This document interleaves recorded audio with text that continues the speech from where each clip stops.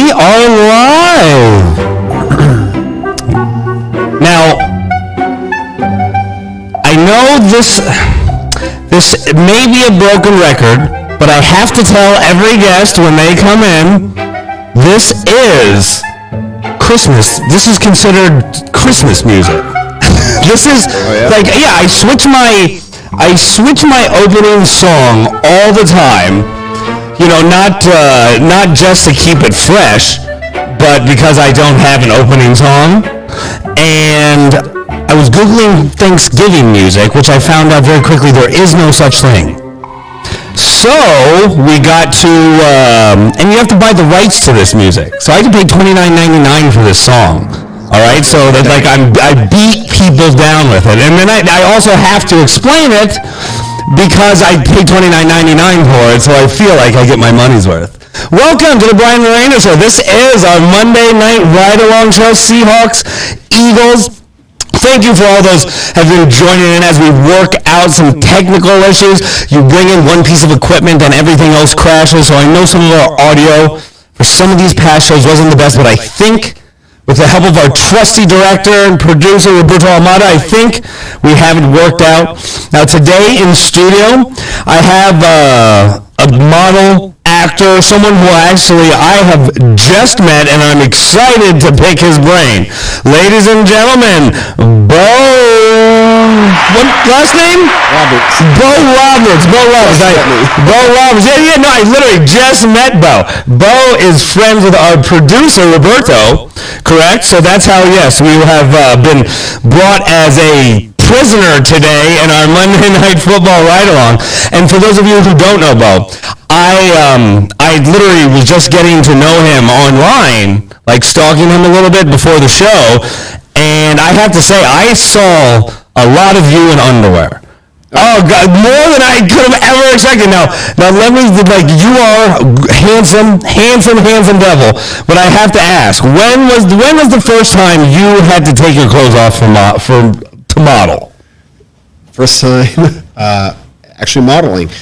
So let's see, I moved from Indiana, very bottom tip of the state, right next to Louisville, Kentucky. Really? Yeah, and at the time I had a career in law enforcement, was doing work at a family truck driving company as a diesel mechanic, on the side hustle, I was a cage fighter, and then I moved down to... With that face? I'm quick. Oh, okay, yeah, you must be. Yeah, I would not want anyone touching that face if I had it. So then I moved down to Sarasota, Florida, to be with a girl, and did it work out? No. Oh, okay. No. That's usually how the story ends. I just had to check. Yada yada yada. Didn't work out. But yeah, so I moved down to Sarasota, and what should I do for work? Like going back into law enforcement, I'm very appreciative of the memories and experiences I have from it, but that's not something I wanted to go back into. The family truck driving company was back home. So wow, you are a very diverse guy. For having such baby blues and being all over the internet in his underwear, you are very, very, I would say you are very well versed. Thank you. And the choice to actually go into it is a story that actually very few people know, so I'm going to expose that secret. Yeah, what actually got me into modeling was trying to find a job now. I moved away from everything I've ever known, so what should I do now for work? And I had actually completed training on being a door-to-door Kirby vacuum cleaner salesman. Really? You sold Kirby's? No, I showed up on the first day and met this guy next to the truck loading stuff in, and I said, so they briefed me that these people are asking us to come to the house and do this demonstration, right? And he said, no, dude, you're straight up doing a cold call. So I turned around, went into the office, handed it in the gear, and then I went back home and talked to my girl at the time and said, okay, you and your friends said I should be a model. Can you help me get into that? Yeah, check it now, Roberto. I think I just fixed it. Okay. Yeah, check it now. So how have you done so much in such a little time? Like you really grind. Like, you grind. Definitely. For me, it's I'm very comfortable when I'm busy. You know, like if I'm sitting around doing nothing, like I get weird, not in good ways. So like even if I'm just killing time, I have a few games or playing chess on the iPhone if I have to burn like 10 minutes. Really? So you are a big chess head. Yeah. For that to be your go-to, I would have to say, like, you must be a big chess head. Now, I hear chess is making I play chess. I mean, not like you. Like, I played chess quite a bit, you know, as a youth. Now, I hear chess is making quite a comeback because of the pandemic. Now, what is your go-to application for chess? Like, if I wanted to play Bo Roberts in chess, where do I get a Bo Roberts game?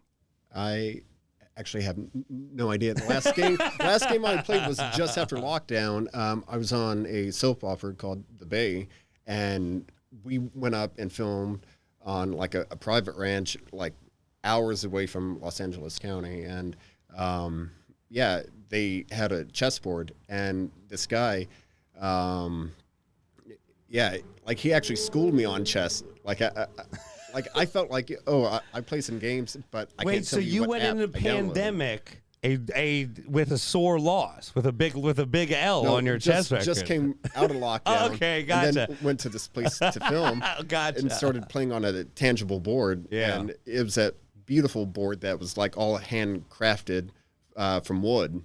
So, you know, it was, fun way to kill some time. Yeah, absolutely. I think I'm gonna get a game out of you one of these days. We're gonna get one of these apps, right? And where you can take a little time and think about your move, right? I'll consult my people, and then we'll see if I can get a W out of this. Now, before I get too far, this is also my sports show.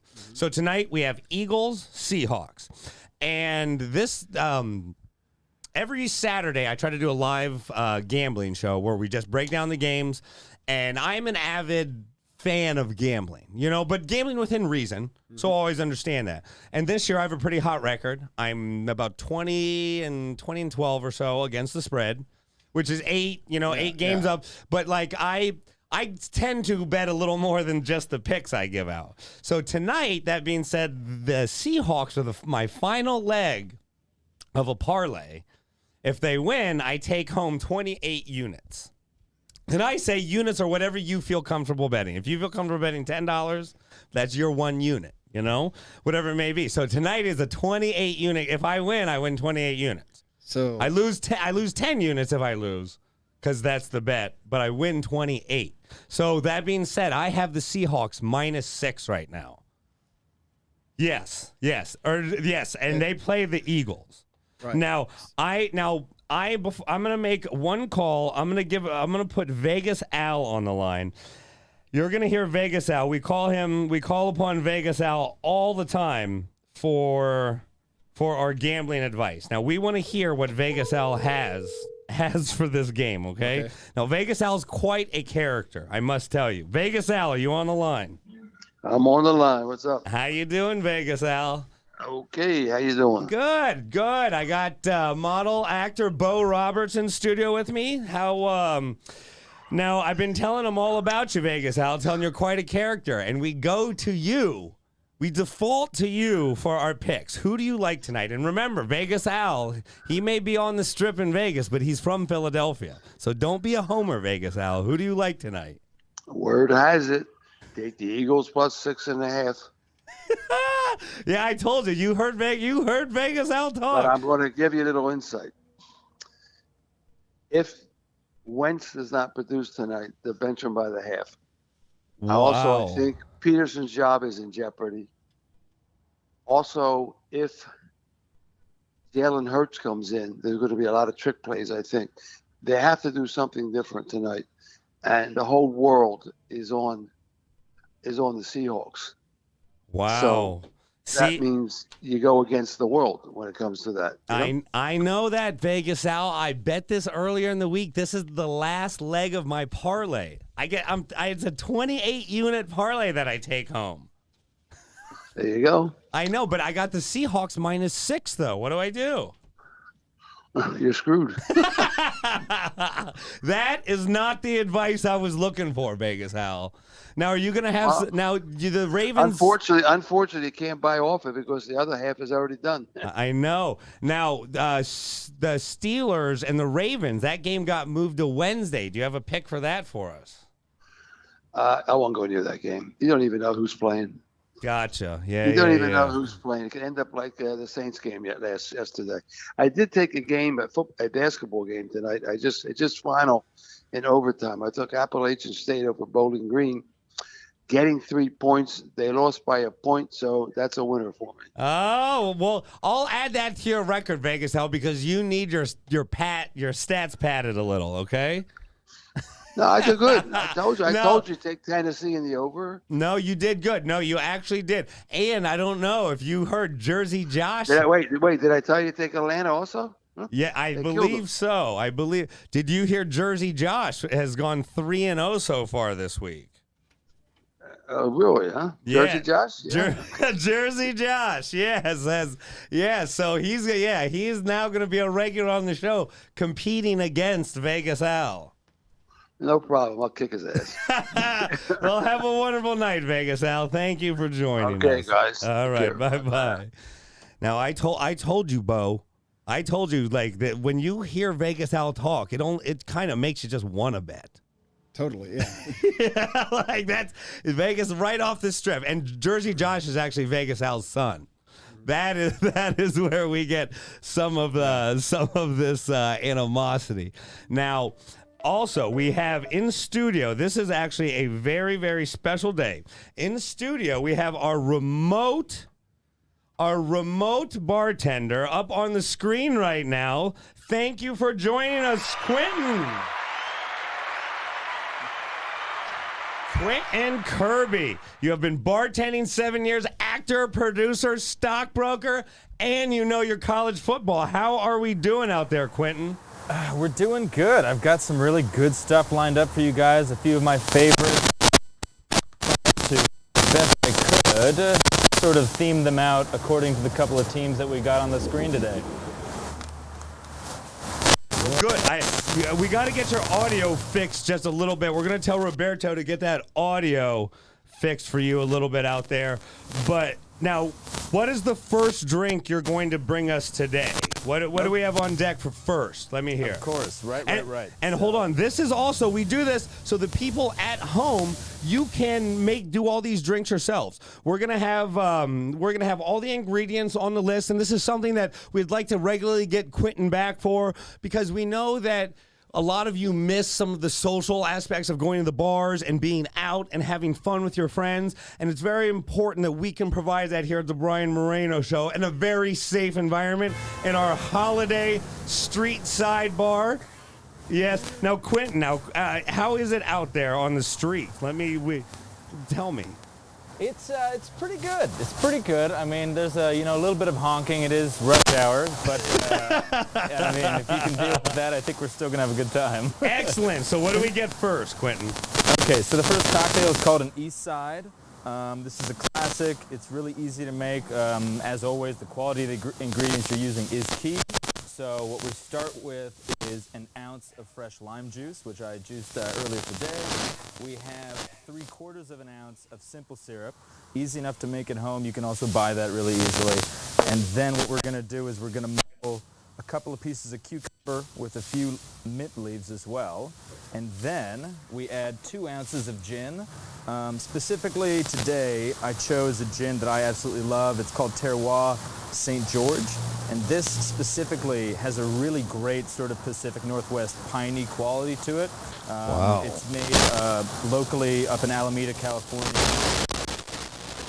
Oh my God! See, now we got to get that audio fixed, because whatever he is saying that he's going to bring to us, it sounds absolutely delicious.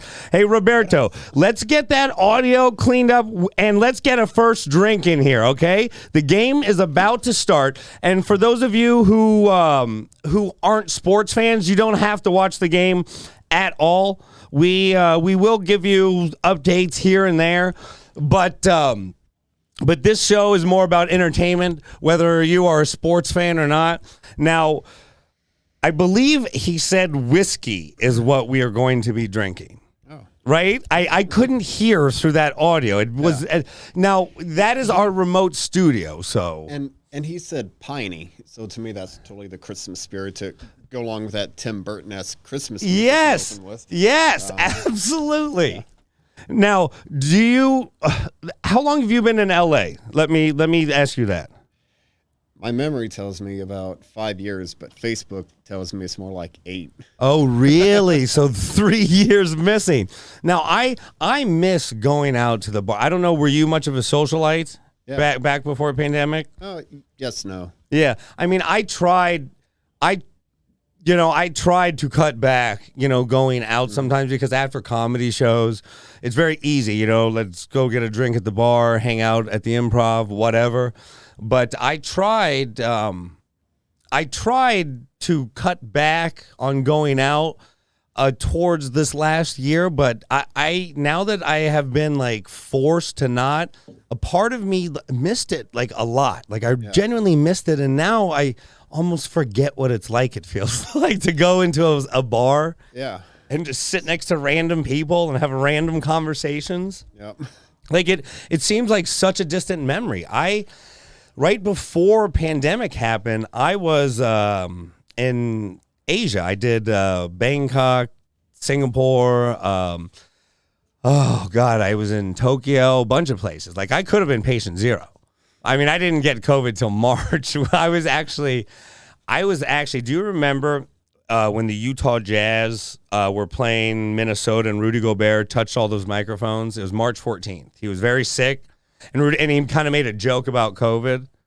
No. And that's when the world changed. Like March, when the first basketball game got canceled. Yeah. The Utah Jazz game. I was performing at the comedy club across the street. Sick as shit. Like sick, but the show must go on at that time. Right. But they can't end up canceling the show. I fly home that night. Things start to come out more and more. I was basically sick for 3 weeks. And at that time, nobody wanted to test me. They were like, if you're sick, go to the fucking hospital. Yeah. And I wasn't, here we go. And I wasn't, going to go to the hospital because I was okay. Oh, let's see, Quinton. Now, what alcohol is this? No. Wait, let's just drink it and find out. Yes, let's do it. Let's see. Mystery. Cheers. Cheers. Oh, delicious. Now that's delicious. Oh, yes. Now, can you hear us, Quinton? Oh, so Quinton, can you hear us? I'm not sure if the audio, what kind of audio we got, issues going on there, but we need to get Quinton on the line. Let's see if we can even, Quinton, can you hear us? No, we're going to have to get that. You can hear us, right? Give us a thumbs up if you can. Okay, yeah. So good. So how about you hold up? This is great. This is live. This is a live show, ladies and gentlemen. If you feel like the Brian Moreno Show doesn't give it to you raw and real, you're crazy. Now, would you hold up what liquor we are drinking? Just hold it. Okay, it's clear. Let me pull this up on the main screen. Can you see? That's a rum. Right? Gin. Okay, we're drinking a delicious gin. I like that. See? I see a sweetness to it. Yes, there is a little bit of now, what is that? Yes, what is that flavor, those notes that we're getting? Can you show? We're miming our bar situation. This is, the cucumber. Of course, that would be the garnish that is on it. Yes, the cucumber is very delicious with a little mint. Oh, and see in the garden this year, and you can tell Roberto to hit the display on that camera so we can get the overhead off there, the overhead display. Now, this is a delicious cocktail. We should, if we can't, that's even worse. What a great live show. See, this is why we do this, because it's so much fun. Now, the Seahawks game hasn't even started yet. And I'm going to try to get Jersey Josh on the line right now and see if he has a pick for us, okay? I am going to let Roberto, I'm going to get you guys off the screen, and I am going to see if Jersey Josh is available for a quick consultation. This is now. I told you, Bo. I got to tell you, this may be a complete shit show, but it's our shit show, and we love it. So thank you for joining us. I have to say, like, doing a live show always has a ton of challenges, and this is the first time we've done a remote location type of live show. Right. Now, I'm just calling Jersey Josh just out of the blue. I'm not sure he's even available right now. But Jersey Josh, let's see. No. Jersey Josh isn't available right now. But I have to say, Jersey Josh has given us a lot of good picks this week. And he actually, if you know anything about gambling, he hit a 6-team parlay this week. No idea. Okay, so basically he put $50. What's the parlay? A parlay is you have to get all the games right at one time. Like you have to... Yeah. When you place your bet, you have to get all of them, whatever it may be, like 2 teams, 3 teams, whatever. And the more teams that you add into the parlay, the bigger the payout. So he put a $50 bet down on 6 teams, and he hit, and that pays out $4,000.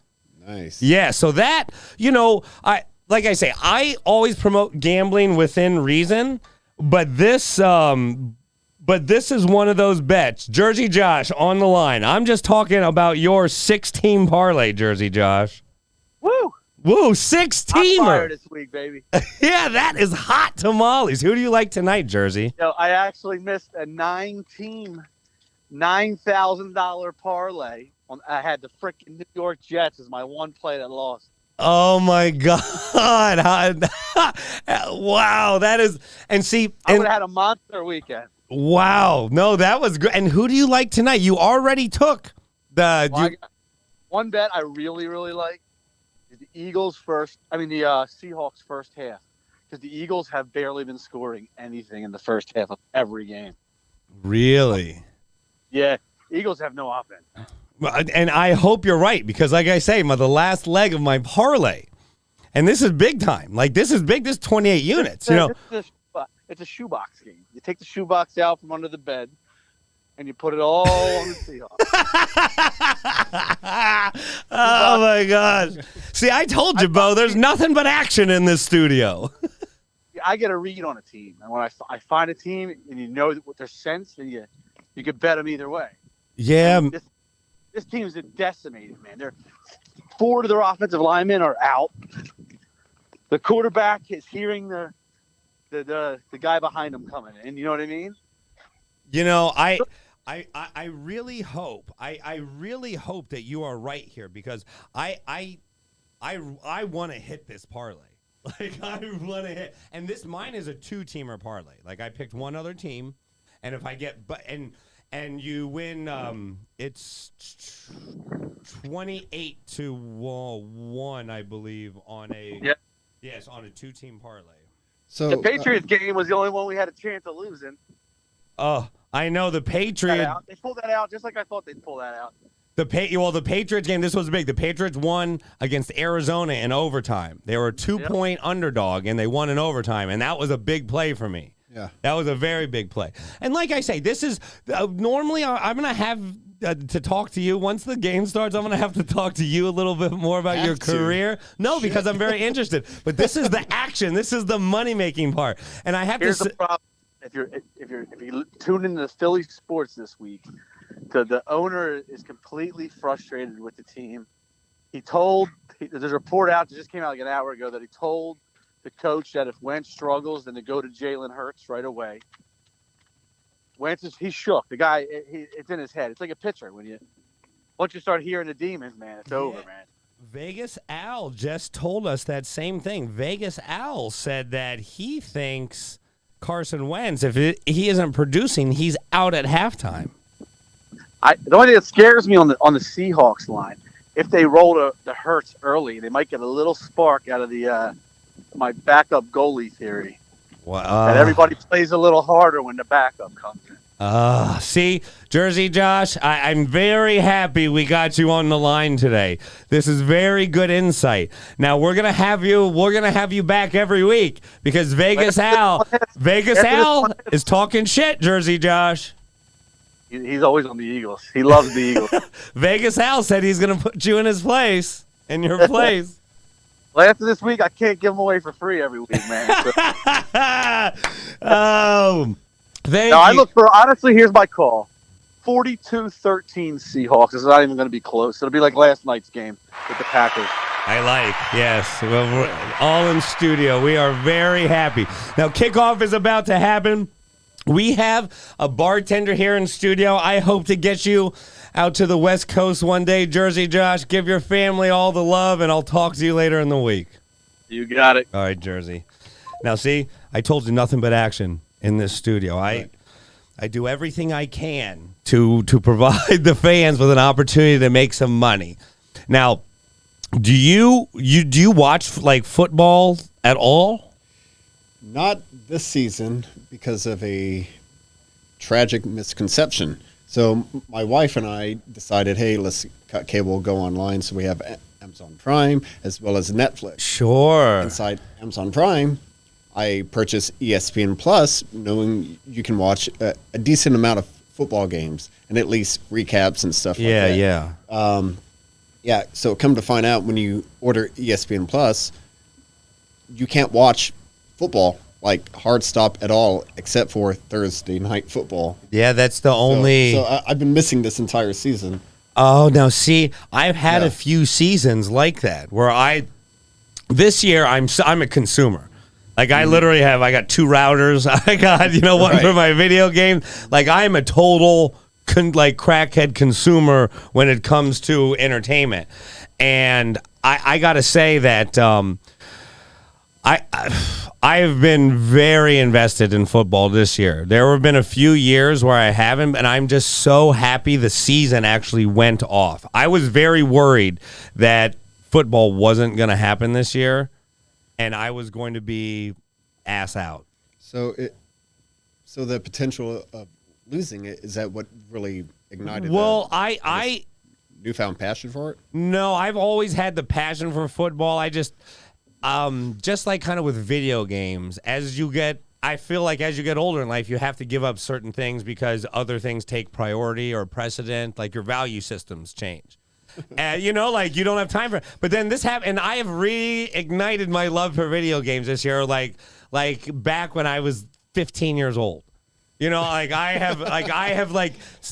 played to the point where my brain is kind of in the Matrix, and I step outside and I'm still seeing the video game. Yeah, there was actually a game I reconnected with that I've always loved. It's called StarCraft, and I've started playing StarCraft 2, which came out in the very late 90s, and to me, it's an extremely advanced game, brain wise. But so I've totally. But those kind of games, they take all your brain power. Tons of it.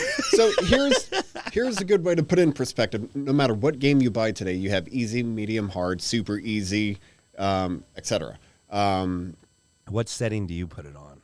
Well, hang on, because I'm actually playing competitively online. Really? Yeah. So it's if you're playing Street Fighter, the sequence of buttons to hit, it gets into a button mashing mentality. Whereas playing StarCraft, they actually measure everything you do, how much money you bring in, how many troops you build, how many buildings. But also, very importantly, and this is something viewers can actually connect with playing this game, how fast can you type? What is your words per minute on a keyboard? Most people would probably say about 50 to 55. That I feel like is a good average. On StarCraft, you have something called APM, actions per minute.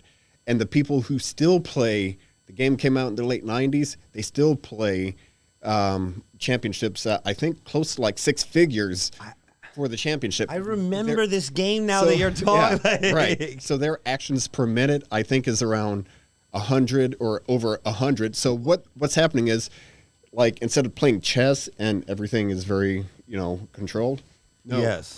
Playing StarCraft, it's you have to look at something. You have to identify the situation that's going on. You have to deal with a counterattack at your own base, but you also have to expand to this new base. You have to upgrade, your weapons, or you have 9 different ways that you have to think simultaneously. So the best people in the world, if I say the boat floated down the river. How fast can you type that? You know what you're typing, and you're only going to tap out at like 55.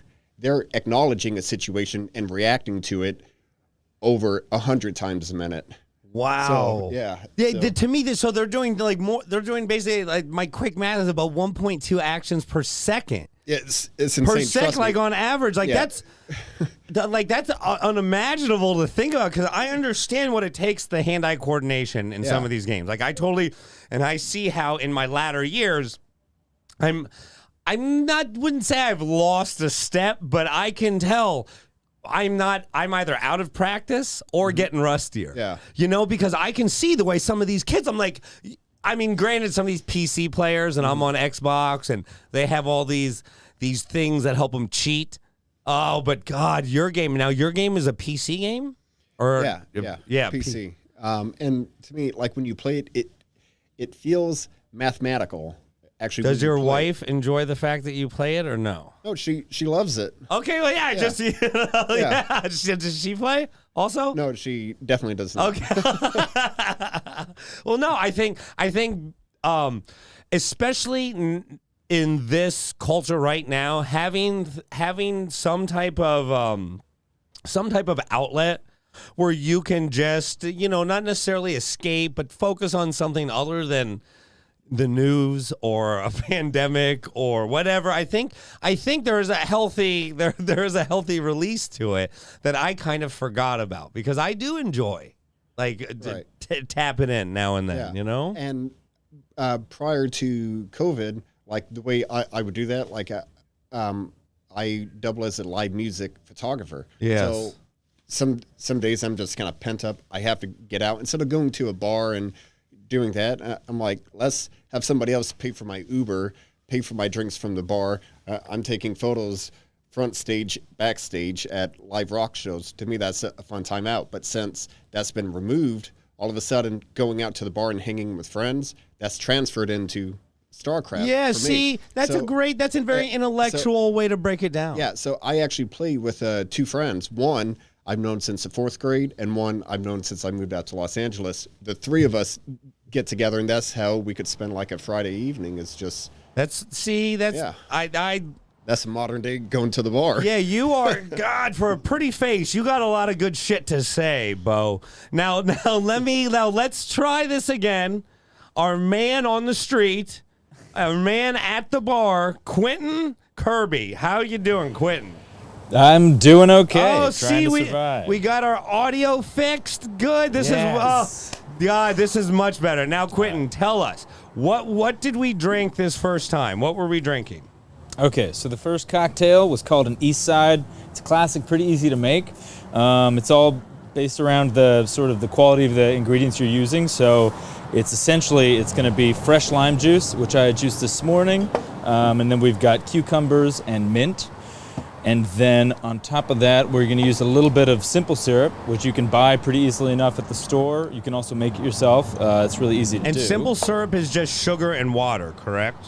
That's it. Yeah. Okay, yeah. It makes it easier to integrate to the cocktail. Yes, simple enough. hey, now, so this was delicious, and I am not a cucumber guy. I don't really, anything in the pickle family, I don't usually enjoy, and I've had arguments whether a cucumber is actually in the pickle family or not, but either way, we understand the point. Now, this was delicious for either way. Like, this was absolutely delicious. Now, what do you have for us next, Quinton? Okay, so next is pretty simple as well. Next we have an old-fashioned style cocktail. It's called an American Trilogy, and this is a really old cocktail. It's going to use rye whiskey, Laird's Applejack brandy, which was actually America's first spirit, and then we're going to use a little bit of brown sugar and some Angostura bitters. Pretty easy. Wow, that sounds delicious. Yes, well, yeah, and make sure that you show the camera what is this? Yeah, delicious. Okay, This is the Laird's brandy. The Laird's brandy. Now, what is brandy? I don't drink brandy. So brandy is essentially, it's a term for any distilled fruit. So you can make brandy out of pretty much anything. This is American apple brandy. American apple brandy. Oh, interesting. Or Now, now I every time I had a bartending job, I faked my experience. Okay, like I need to tell you, I need to be clear about this. So I was one of those bartenders who I would either have to like look things up, like in a book, because this was before you could just quickly Google on your phone. Right. You know, I'm that old. And I would, in LA, you would have to get a license, right, to be a bartender. There was some, I believe you had to get certified. Right. And this was back when you could lie about your certification. Be like, yeah, I got at the Ventura bartending school. Like, Which what? doesn't exist. Yeah, there is no Or word. it might, sorry. Yeah. So all the things you're saying, like, I feel like I should know, but I don't. Yeah, I mean, technically you don't need a license to bartend in LA, but the certification, though, if you want to work at like a Chili's or something like that, they usually ask for it. Oh, so that's very interesting. It's all a big scam. You don't Pretty really much. need that. If you're going corporate, Yeah. you got to have that Exactly. piece of paper. You do. Yeah. That is it. And you actually have to show them the sheet of paper, or can you is it easily forgeable? Like, is there like a number on there that they can access? Like, you show up at O'Charlie's, and you're talking to the manager, and he pulls out like the UV light to check the seal that shows up. Yeah. Oh, so there's really a seal, like it's a real deal. I don't know. Oh, Bartenders of America. yeah, the bartenders of America are not happy with it. And this is I don't know if people can appreciate like how much fun doing this live show is to me. Like I saw earlier NASA had a live feed of the astronauts doing a spacewalk, and they, like I say, only had about 900 viewers. So I don't know what people want out of live television, but this is wonderful. You guys have totally you brought your A game today, and I genuinely appreciate that. So whenever you're ready, Quinton, what is your social media, by the way?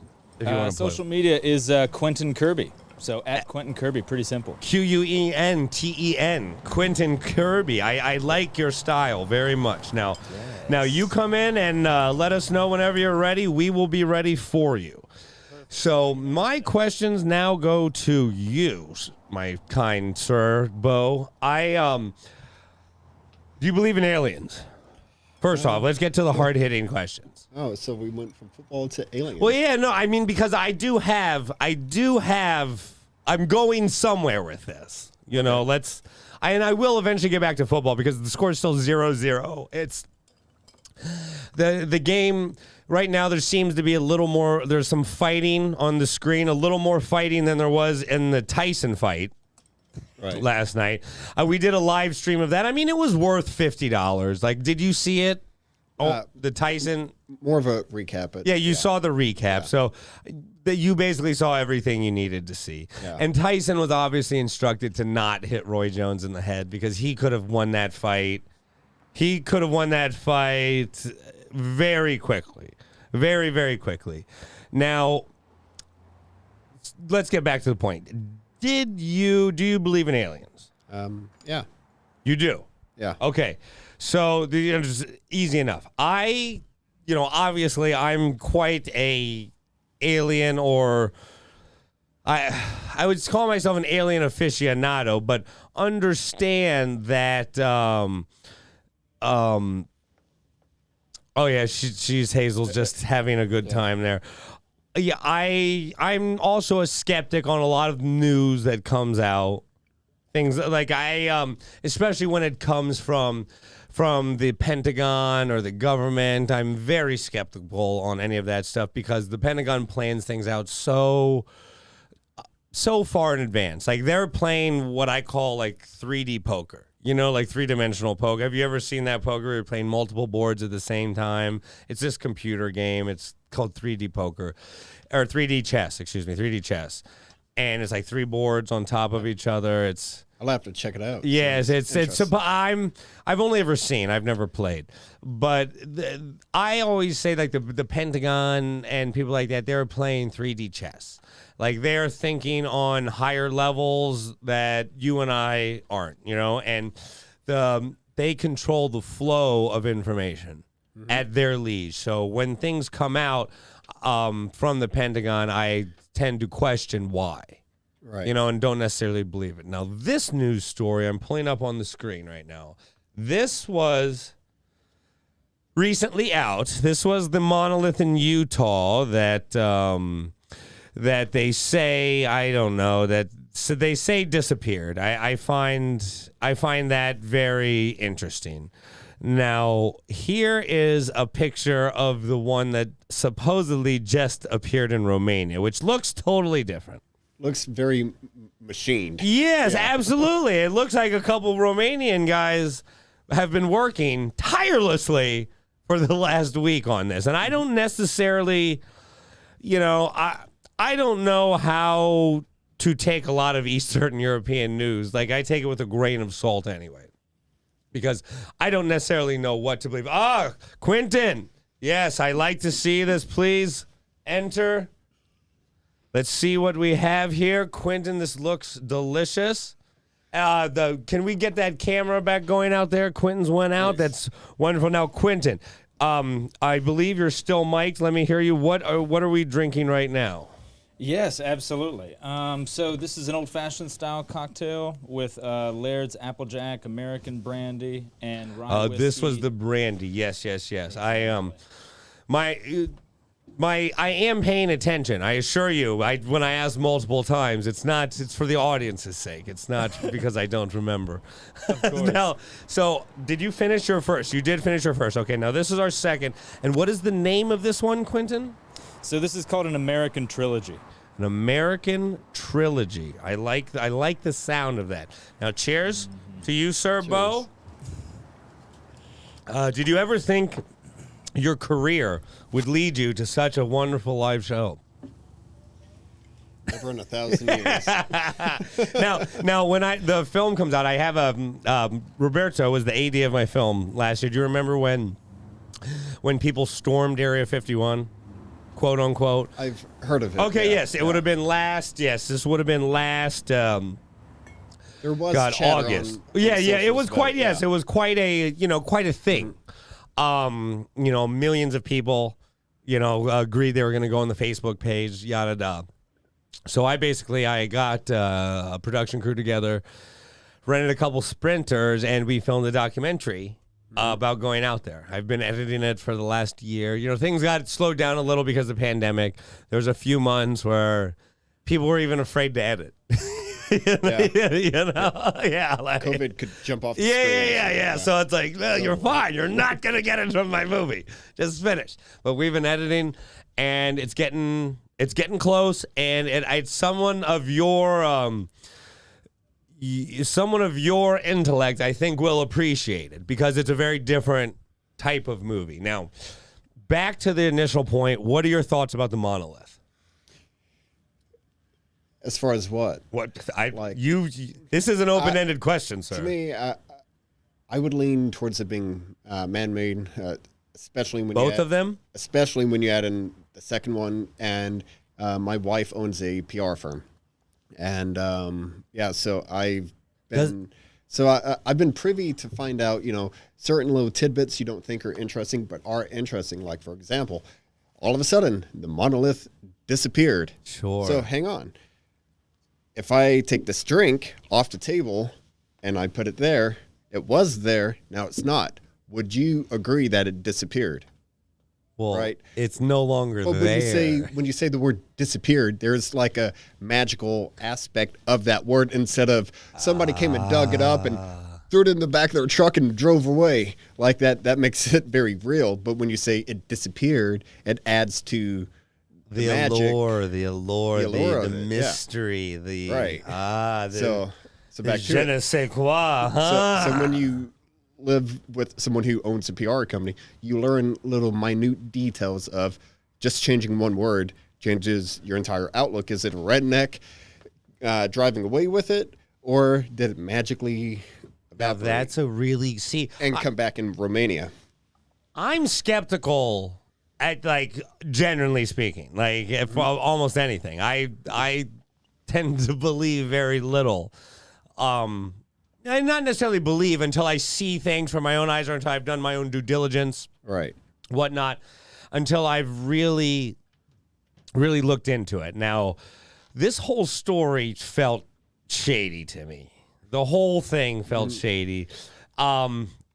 Now, I was made privy to the Romanian thing by comedian Grant Cotter, who thinks this is all just a big PR stunt or promotion for something.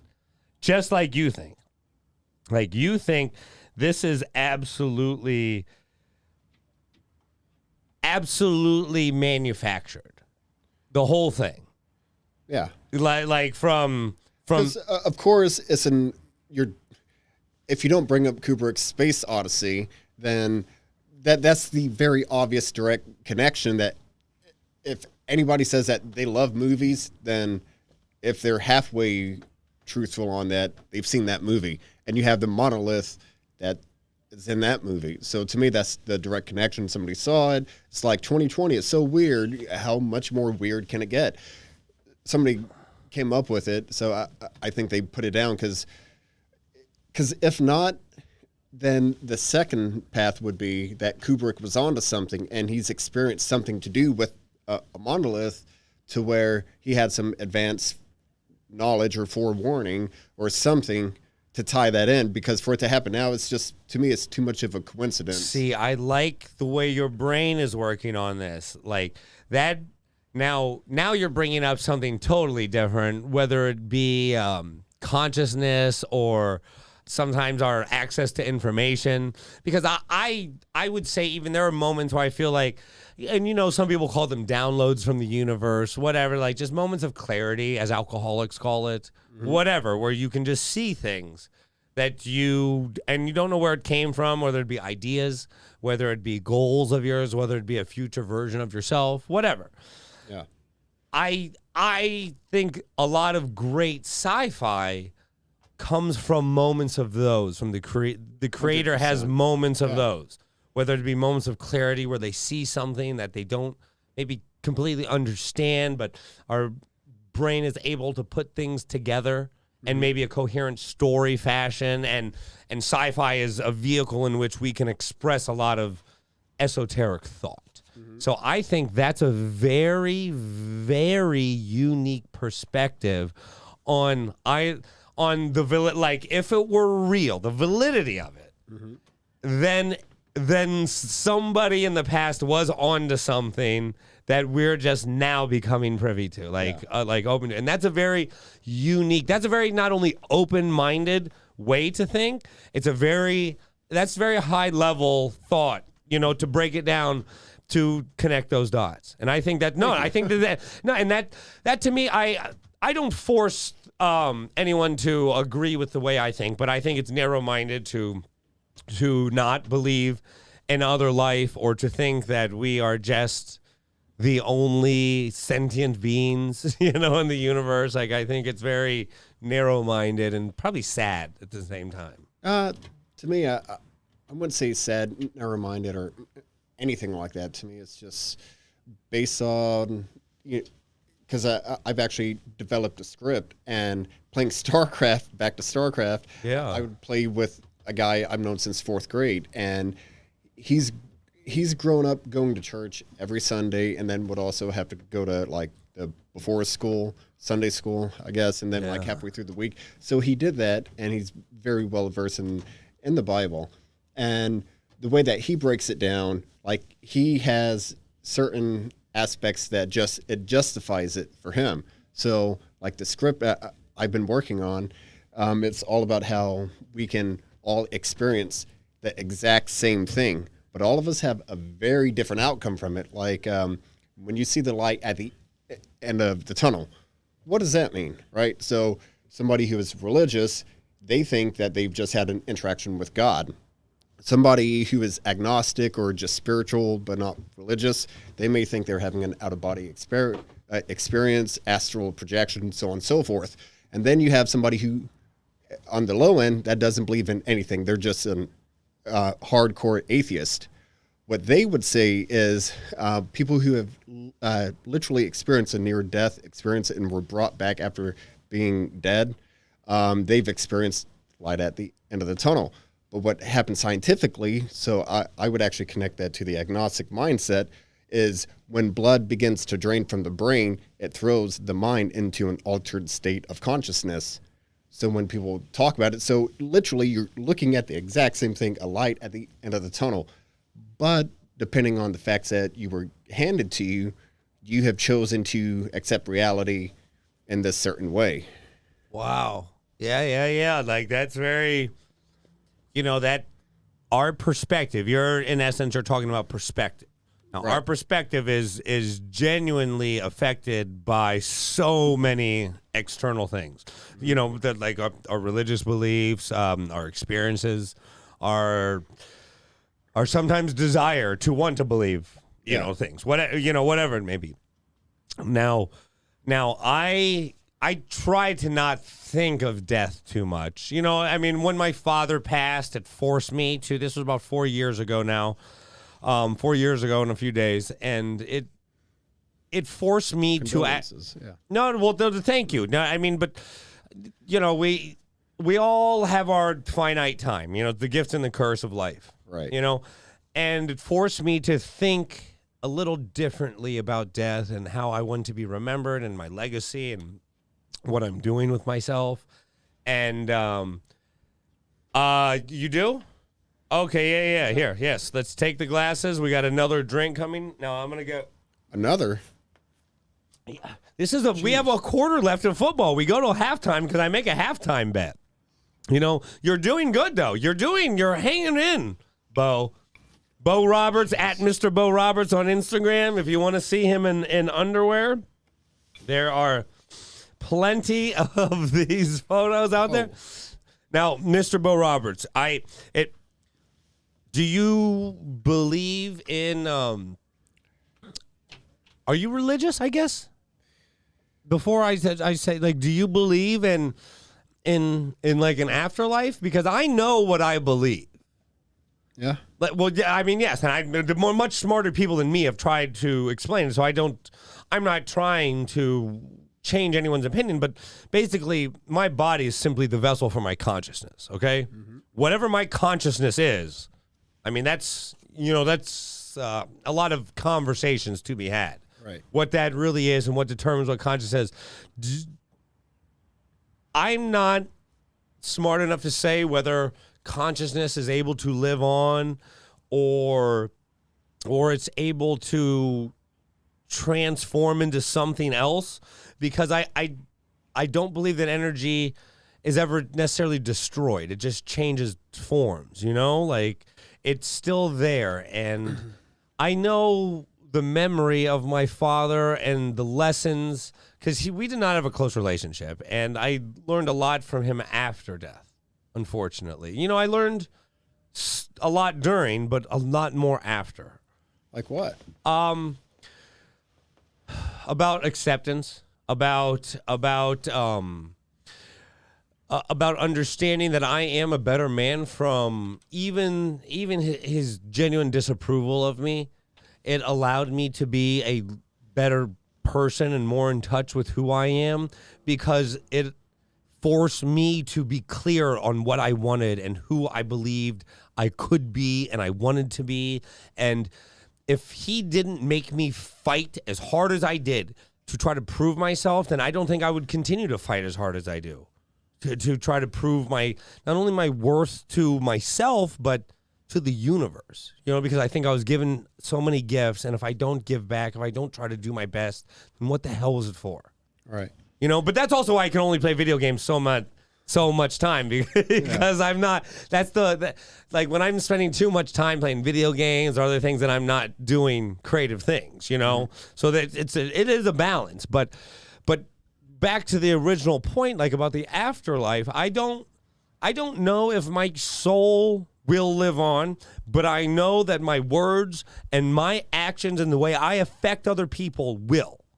And if I do my best every day, if I give every single person something, because no one ever leaves my presence and has zero feeling, okay? Like, you leave and you're like, fuck this guy, or whoa, I like this guy, or, like, you feel something.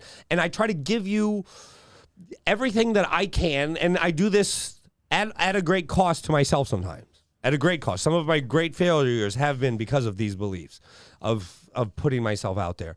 But I believe that my legacy and my energy and my spirit will live on through that. Whether it's good, and my father's does, and even though I think some of it was horrible, some of the lessons that the way he chose to teach me, maybe he was incapable of loving me. I don't know. But it lives on forever. And I think it will live on to another generation of people if I pass on those lessons correctly. To me, I would like to jump back to when you brought up perspective with me. Yeah. So the way that you have referenced your father as somebody who seems like he's been very stern and he's been very hardcore on teaching you kind of what to do. And as you said, if he didn't push you as hard as he would have, you would have given up on stuff a long time ago. So back to the perception. Let's talk about the perception of your father. He, like there comes a time which, like I'm still believing my father is a superhero. Like, he's an all-American, Marlboro smoking, modern day cowboy truck driver. From like, where? From Indiana. And yeah, I went to college in IU, by the way, so I understand nice, yeah. that part of the country. So my dad, to me, he's still a superhero. And yeah, it's like, as I have aged and matured in life, things began to make sense to me, to where it's like, him being a truck driver, post divorce with my mom, he could only see me every other weekend. But when you're on the road, you don't always come home every other weekend on the dot. So sometimes I would go a month and a half maybe without seeing him. So when he did see me, he had a month and a half worth of parenting, and you need to be a good human that he would jam pack into just a few days.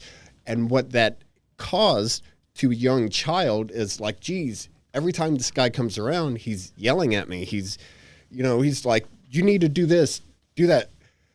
And now that I've matured, I'm like, no, he's my father. And he was developing me into being a good man. But because he had such little time with me immediately after the divorce, like he had to make sure that, I'm like growing up to be somebody that today I'm happy to say I'm the way I am. So with your father, maybe he was just, unless, there's a lot we don't know, because as we open with, we just met each other today. So well, not everyone is capable of the same emotions. But the thing is, I don't know about your statement right there, and I want to get out to Quinton, but this is extremely important.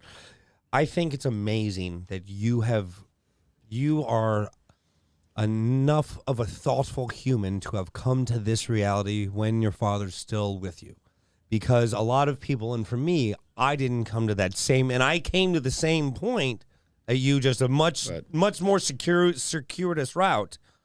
And I agree with everything you're saying. It brings me some joy to know that you've come to this reality when your father's still with you, because you can experience some of the things that maybe you thought you missed out on as a kid or didn't have as a kid, or and that's nice, because you're a better man for it.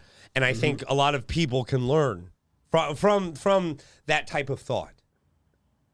No, and this is what I do. Like, as much as I'm a funny guy, I talk. I love people, and I love to break things down, and I love to get to a point.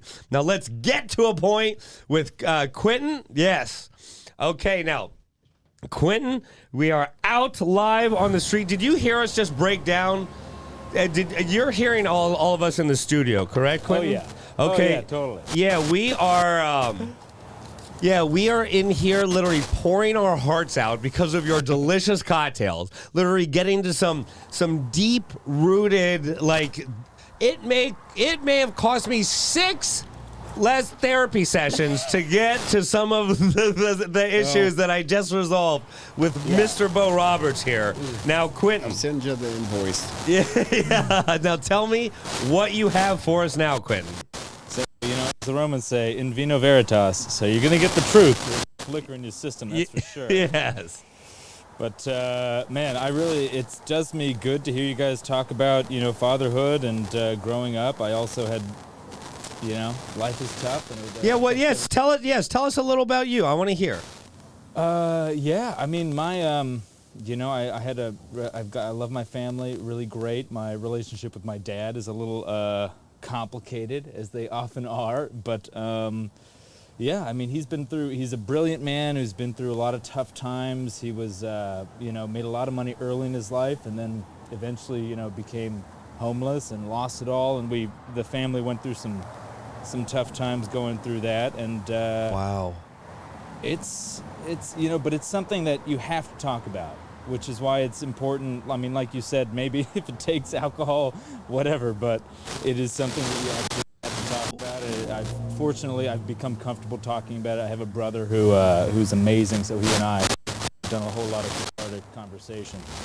Yeah, I think it's amazing that our conversation literally affected you enough to say that. First of all, thank you, and secondly, that is, how long have you been in LA? Like, I want to know a little, like, how long have you been in LA? Because you seem not only like a hell of a mixologist, but you two gentlemen have a hell of a head on your shoulders, and I want to know how you got to LA. Like, how long?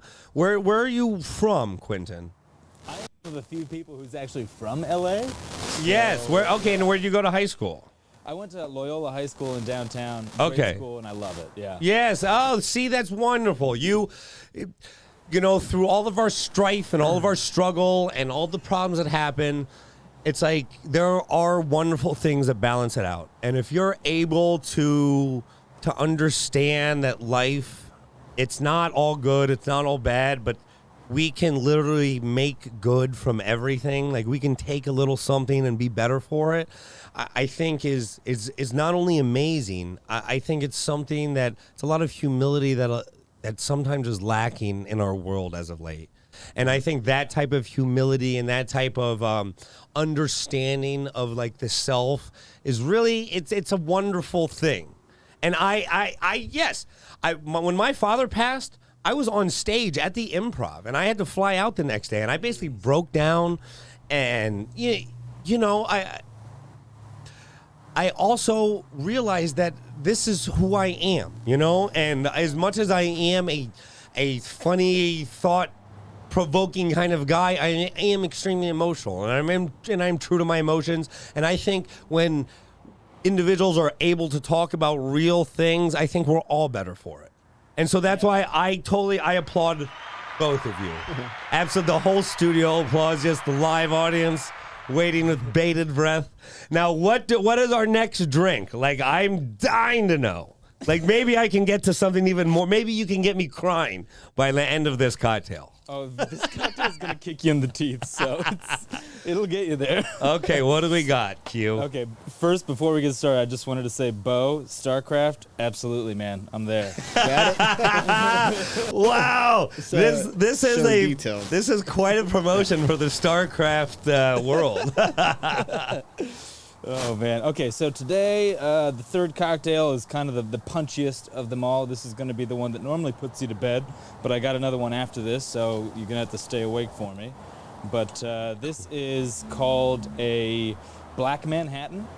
Obviously, it's in the Manhattan family, but this one is kind of like the punchy, loud, really ballsy little brother.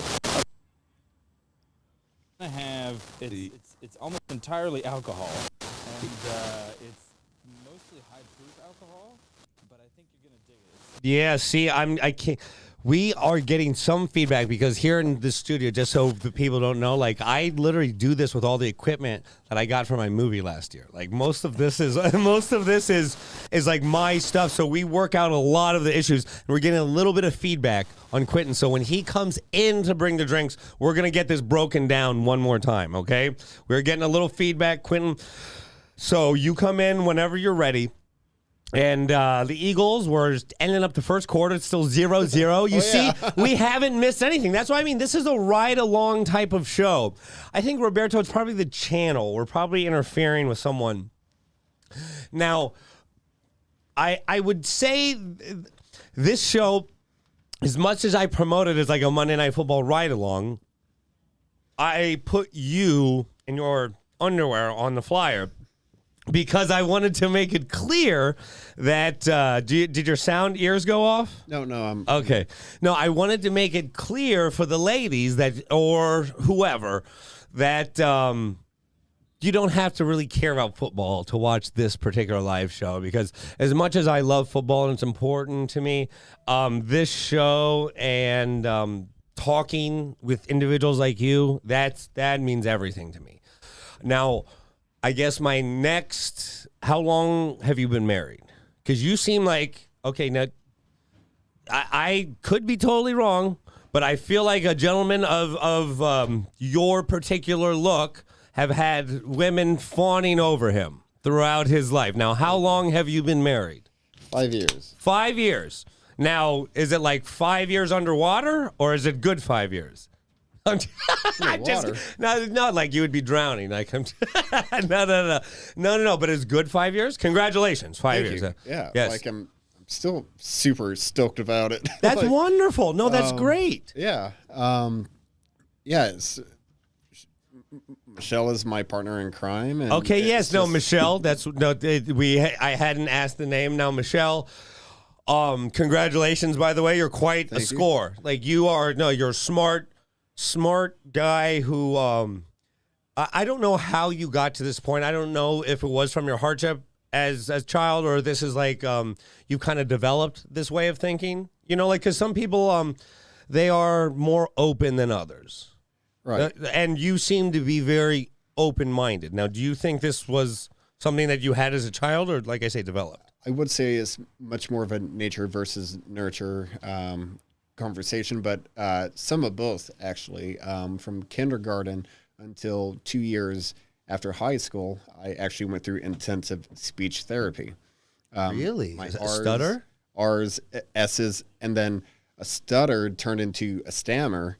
To where like I just couldn't spit the words out. Because you have very wonderful articulation. Thank you. Yeah, I have very wonderful and articulate vocal coaches. And what did they say? What does something like that stem from? And you say it was just birth with me. Oh, from, and then it from got kindergarten. Gotcha. And then eventually I was like picked on and bullied. Physically, mentally. And how did that affect you? Well, that's where, like, I think that stammer and stutter came in because all of a sudden being, like, to the point that one day I said the word banana, weird. Apparently it's banana, but whatever.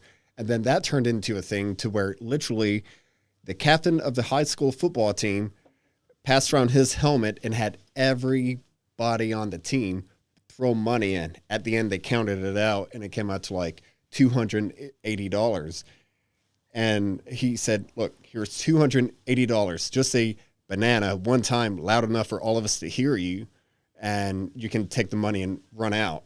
So, like, it got to that point to where it was, like, publicly in front of everybody.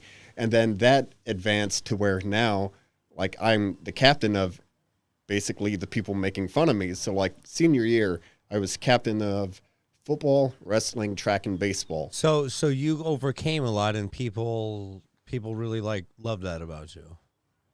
They saw you overcoming.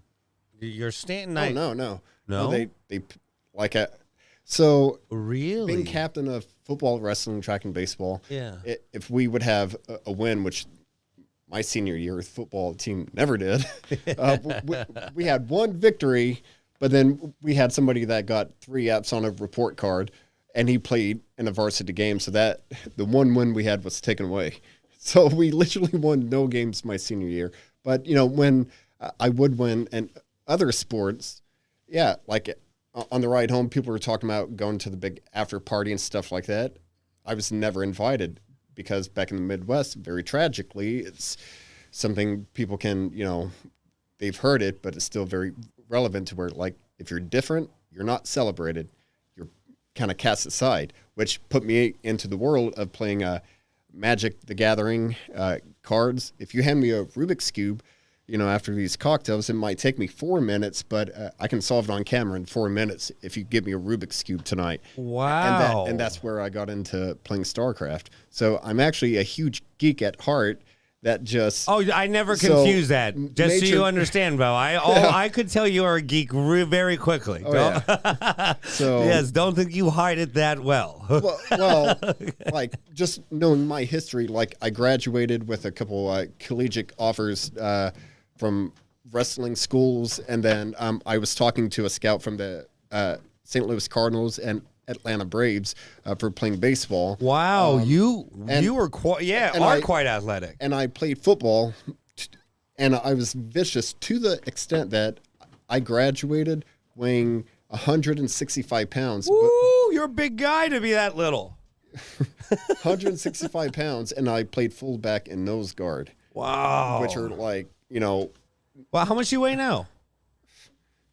You're gonna ask me that in COVID? Yeah, because I'm literally 30 pounds heavier. Okay, I look like I'm birthing. Okay, so I don't want to hear shit. I've come down a few pounds, so I don't know. I'd say probably 192. 192 because I'm about 203 or 4, and I should be about 180. Right. Yeah. Same here. Yeah, okay, yeah, man. Okay, now, Quinton, you are back in studio. Let's see what you got. I'm super excited, Quinton. Okay, so this one is really gonna kick you in the teeth. Yes. This is like the louder, ballsier brother of a Manhattan. So essentially, delicious. yeah. So instead of vermouth, this is going to use Averna Amaro, which is a little bit higher alcohol, a little bit more bitter. So it's really easy to make at home. You do 2 ounces of whiskey, whatever your choice is, and then 1 ounce of Averna, and literally it's that easy. But it is. You So gotta it's get used all to it. liquor. It's all liquor, but it looks delicious. This is, and cheers, cheers to you, Bo. Oh, this is good. This is very good. Wow. Yeah, I mean, that's spicy. That's a spicy meatball, Quinton. That is a spicy meatball. You're absolutely. Let me see. Yes, we have you back out there, Quinton. You have done a great job. Now, we have a TV out there for you. All right, you are watching the game. Now, Absolutely. do you gamble in football at all? I do. I'm not so much in the regular gambling that you've been talking about, Sure. but I do some of that high-end fantasy football stuff. Yes. Yes. And, I mean, the Eagles' defense so far, pretty great. You got to hand it to them. I know. Holy cow. I need the Seahawks to win by 6, though. Like I don't they're like. still going to. Well, So- okay, good. So I actually have a theory on how, let's say, they're 3-6 versus Seahawks at 7-3, where like the Eagles are holding them, they're doing a great job. But where I see that stuff begin to wear is when you have to start pulling from the second to third string more and more during the game. So right now, the Eagles are doing the best they can. First string, head to head, it's a complete stalemate. But as you get into the late third quarter, especially the fourth quarter, that's when your first stringers, who have been going 100% the entire game, begin to tire down, and you have to rely on your second string more and more. Yeah, so so who has a deeper bench? That second half is when the Eagles are going to fall apart. As we can see Carson Wentz getting sacked right now. I mean, the thing is, the Eagles, when they won the Super Bowl a few years back with Nick Foles as quarterback when Carson Wentz went down, I don't know if that was an anomaly or they were actually a good team. I don't know. Like I enjoy Philadelphia. I enjoy the passion of the fans. I like the boo birds. I like the idea of fans booing you when you suck.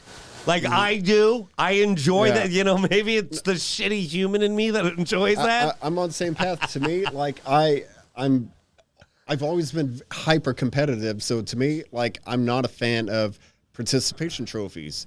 Like Absolutely, yes. I was. that's the incentiment. You know, it's like no, it's like you tried, and you did as good as this person, but quietly they did 5 times better than you. Like, you know, like at some point, reality does need to enter the situation when it's like, No, absolutely. And now, Quinton, I have a question for you out there on the street. Are you drinking these drinks with us? Oh yeah. Okay, no, I just wanted to make sure because this is fucking delicious. Like I'm getting sweats from this one. Yeah. From this side. I'm saying this is good though. He said this drink would kick us in the teeth, and I have about as many teeth as a jack-o'-lantern right now.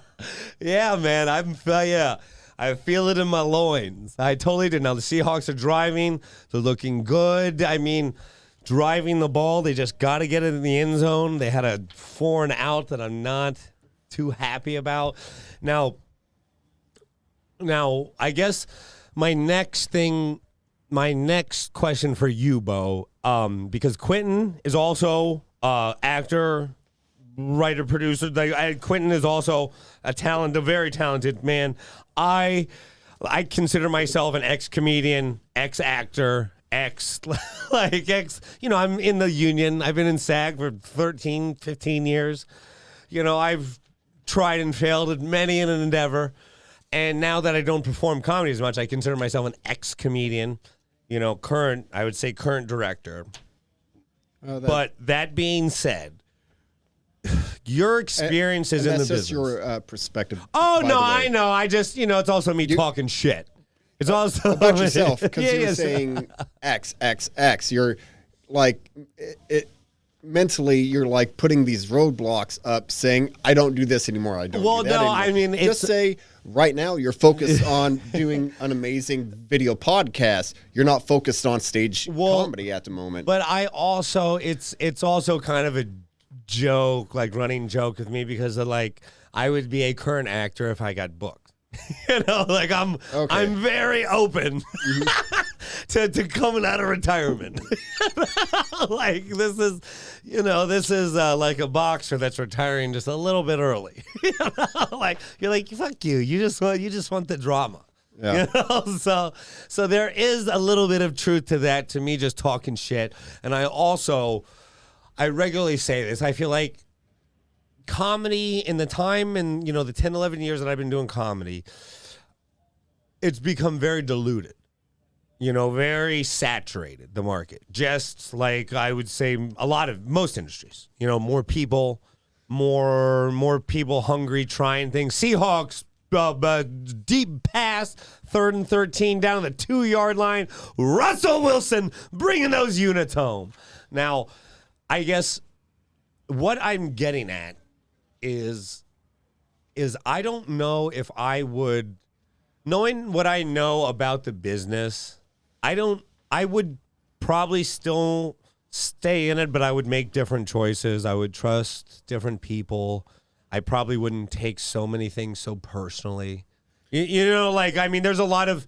Not taking something personally, that's the one thing I took away. But yeah, as you do this podcast, it's just... LA, you have a lot of superficial people that move out because they're trying to be famous, and you have a lot of shitty people that move out here. So as you continue, no matter what you do, you're going to meet good, bad, and different people. So to me, it goes back to your perception. Okay, you're somebody that can't catch a break, so you feel like you got to come up with a scheme or a scam or you work an angle. I hope you don't mean me. No, not you personally. No, because I feel like I've gotten too many breaks. Okay, so stop giving me breaks. Okay, so, no, I'm just kidding. But yeah, so it's just it's just your perception of it, because I dealt with and am currently dealing with a few people that I wish I hadn't met. But it's like I'm doing what I want to do in life. And you have to deal with those people sometimes. Work at Home Depot. That was my first job outside of the family trucking company. And after I graduated high school, I was 18 collecting shopping carts at Home Depot. One day, dude brought back a lawnmower in late fall that he bought in early spring. And he just hoard this machine out, grass stains all over it. It was hardcore, ran into the ground, and he returned it. And he and This affected you. This genuinely affected you. I love this. Very I much, love this. because I'm like, wow, because I'm 18 years old, realizing that you just have some people who are pieces of shit. So he argued with the returns cashier to the point that the police literally showed up to keep the situation calm. And then the store manager got to the point that he was so exasperated that he returned the lawnmower and gave the guy a $100 gift card for his troubles, in which he literally looked at and said, what the fuck am I going to do with this? I'm never coming here again. Immediately, the cop standing 2 feet away, two of them showed up, but one of them said, hey, I got $60 on me. I'll pay you $60 for that $100 Home Depot gift card. And he said, sold. They did a cash transaction in front of me. I'm 18 years old, and I'm like, oh. That's how business works. That's now. Whatever. Now, okay. Now you have a good head on your shoulders. What's one of the moments that made you really question yourself in the business? Because I've had a lot of those moments where I'm like, sometimes I ask myself, I'm like, what am I doing? Am I forcing a peg, a square into a round circle? Like, do you have any of those moments that stick out in your mind where it's like, you got to fight through it, where you either have to you got to challenge yourself, or you got to suck it up, or. Yeah. Back to it, like working at Home Depot, the point is, no matter what line of work you go into, you're going to have peaks and valleys. So in acting, or as a creator in general, when you hit a valley, that means nobody's hired you for a few weeks, which tells you paychecks aren't coming for a few weeks, which tells you I need to find work, which tells you now I'm meeting somebody, but I can't come across as desperate, and so on and so forth. It's a vicious game. And to me, 2020 has really been such a gut check for a lot of people, and in a lot of ways, to where, I've seen a lot of people I went to acting school with out here. They packed up and moved back home. But then I've seen somebody that, he was a bartender a couple years ago, and now he's like the guy managing and developing creative content for this new major studio. So a lot of people, when you want to excel this year, a lot of people have just kind of been in a haze. And then a lot of people, they packed up and moved back home. I think a lot of it is about desire, though. Like, the desire is what do you really want? Yes, it's an unquantifiable thing. And if you say you want to be a creator, you say you want to be a filmmaker, you say that you want to be an actor, distributor, etc. Gut check. Now, things are so shut down because I hate to say it, nobody moves to Los Angeles to deal with the traffic. Superficial people to deal with the pandemic, to deal with Los Angeles in general. We move here to chase that dream. So it's like, okay, now that a pandemic hit, how important is it to you? Is that vital for you to want to do? And back to it, that's why I've seen some people move back home, and some people say, okay, I'm either moving back home or I'm going to invest heavily into myself. So I'm not sure if that answers the question at all. Well, no. It answers the question. I mean, it doesn't. You don't give me any personal examples like you. That's a lot. That's your 101 self-help talk right there. Like that's totally the company line. Like I understand what you're saying because I agree. Available on iTunes. No, yeah, but I totally. So, but like for you personally, have there been those moments where like, what the fuck am I doing? What the fuck am I doing? And the thing is, you get asked to take your clothes off. I rarely get that question. Okay, so it's like I don't know what it's like to exactly be in that position, to literally be you know, like you, An object. yeah, of you desire. are, but you are, but like, I mean, and it's not that I'm not an object of desire, but it's like I see your photos, I'm like, oh, that's an object of desire, like, but some of those times, I mean, you have a lot of things going on in your mind, and I think to be trivialized to just that sometimes can probably affect you in ways that you may not express externally. A lot. Like you probably just keep it to yourself. Oh, because you're smart. Yeah. I have expressed a lot of displeasure externally and gotten myself in plenty of trouble. And for me, it's not so much that I'm smart. It's just the way that I've been raised was with a very honest, hardworking attitude. Back to it, working in law enforcement, diesel mechanic. And I've grown up taking trips with my dad down to Mexico and back. Like we would actually go down in Mexico, stay a few days, come back, so on and so forth. And to put in perspective, like, you know, he's in his 60s now and he's driving down the road. And then he has a blowout on his truck that he has to get out, jack up the truck, a semi-truck, take off a tire that weighs over 200 pounds, carry it up 3 steps to hoist it and put it on the back of his truck and then carry the replacement tire back down. That's a dude in his 60s. So that's the type of person who taught me this is how you be a man. This is how you treat a woman. This is, you know, honor and respect and this and that. So it's been ingrained with me.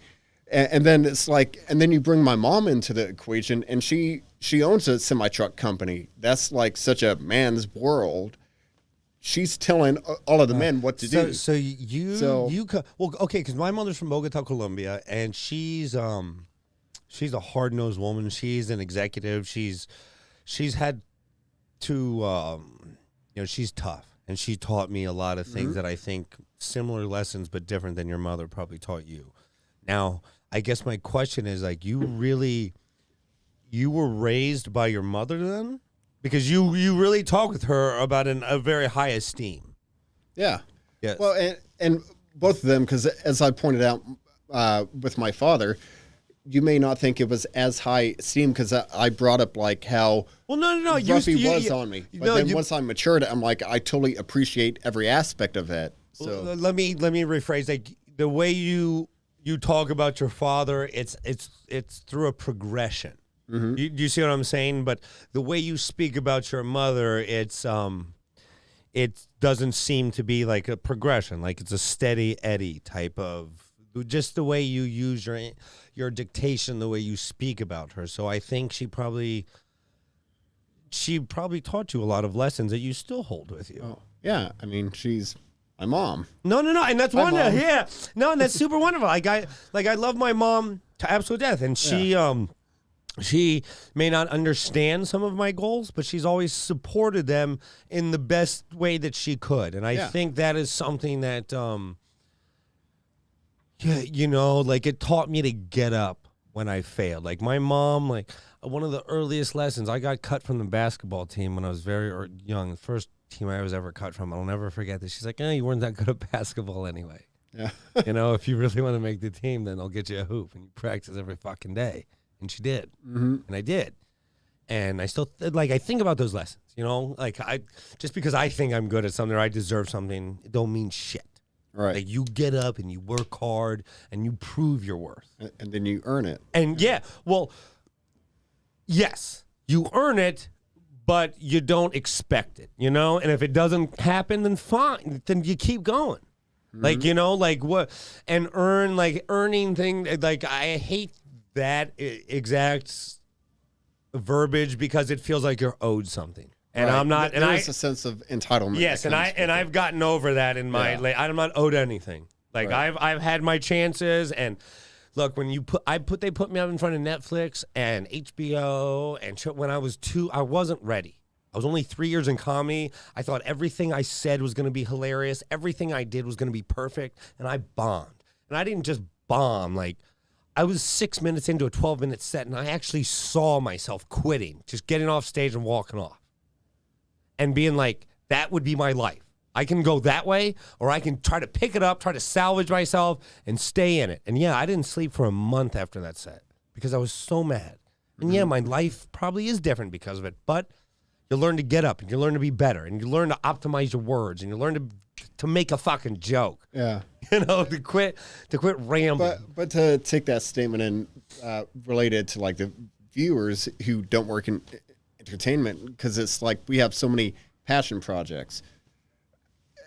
How do you translate that to a welder or somebody that works? Then I translate that to every industry. Every industry is getting oversaturated because there's so many people.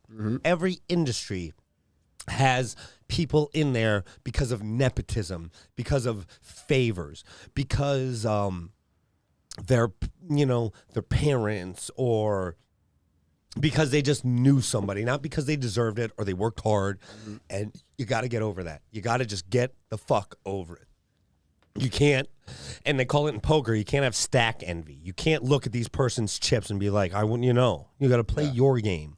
And that's really hard to do in an age of social media, in an age of instant gratification, in an age where it's like, if I don't get enough likes, right? Like, Well, social media is literally a mental disorder, because what happens is when you log in and you get likes, that releases dopamine, the feel-good chemical in your brain. Sure. What that simultaneously does is it kicks off a timer that begins ticking until it, strikes 12 and you need your next hit of dopamine.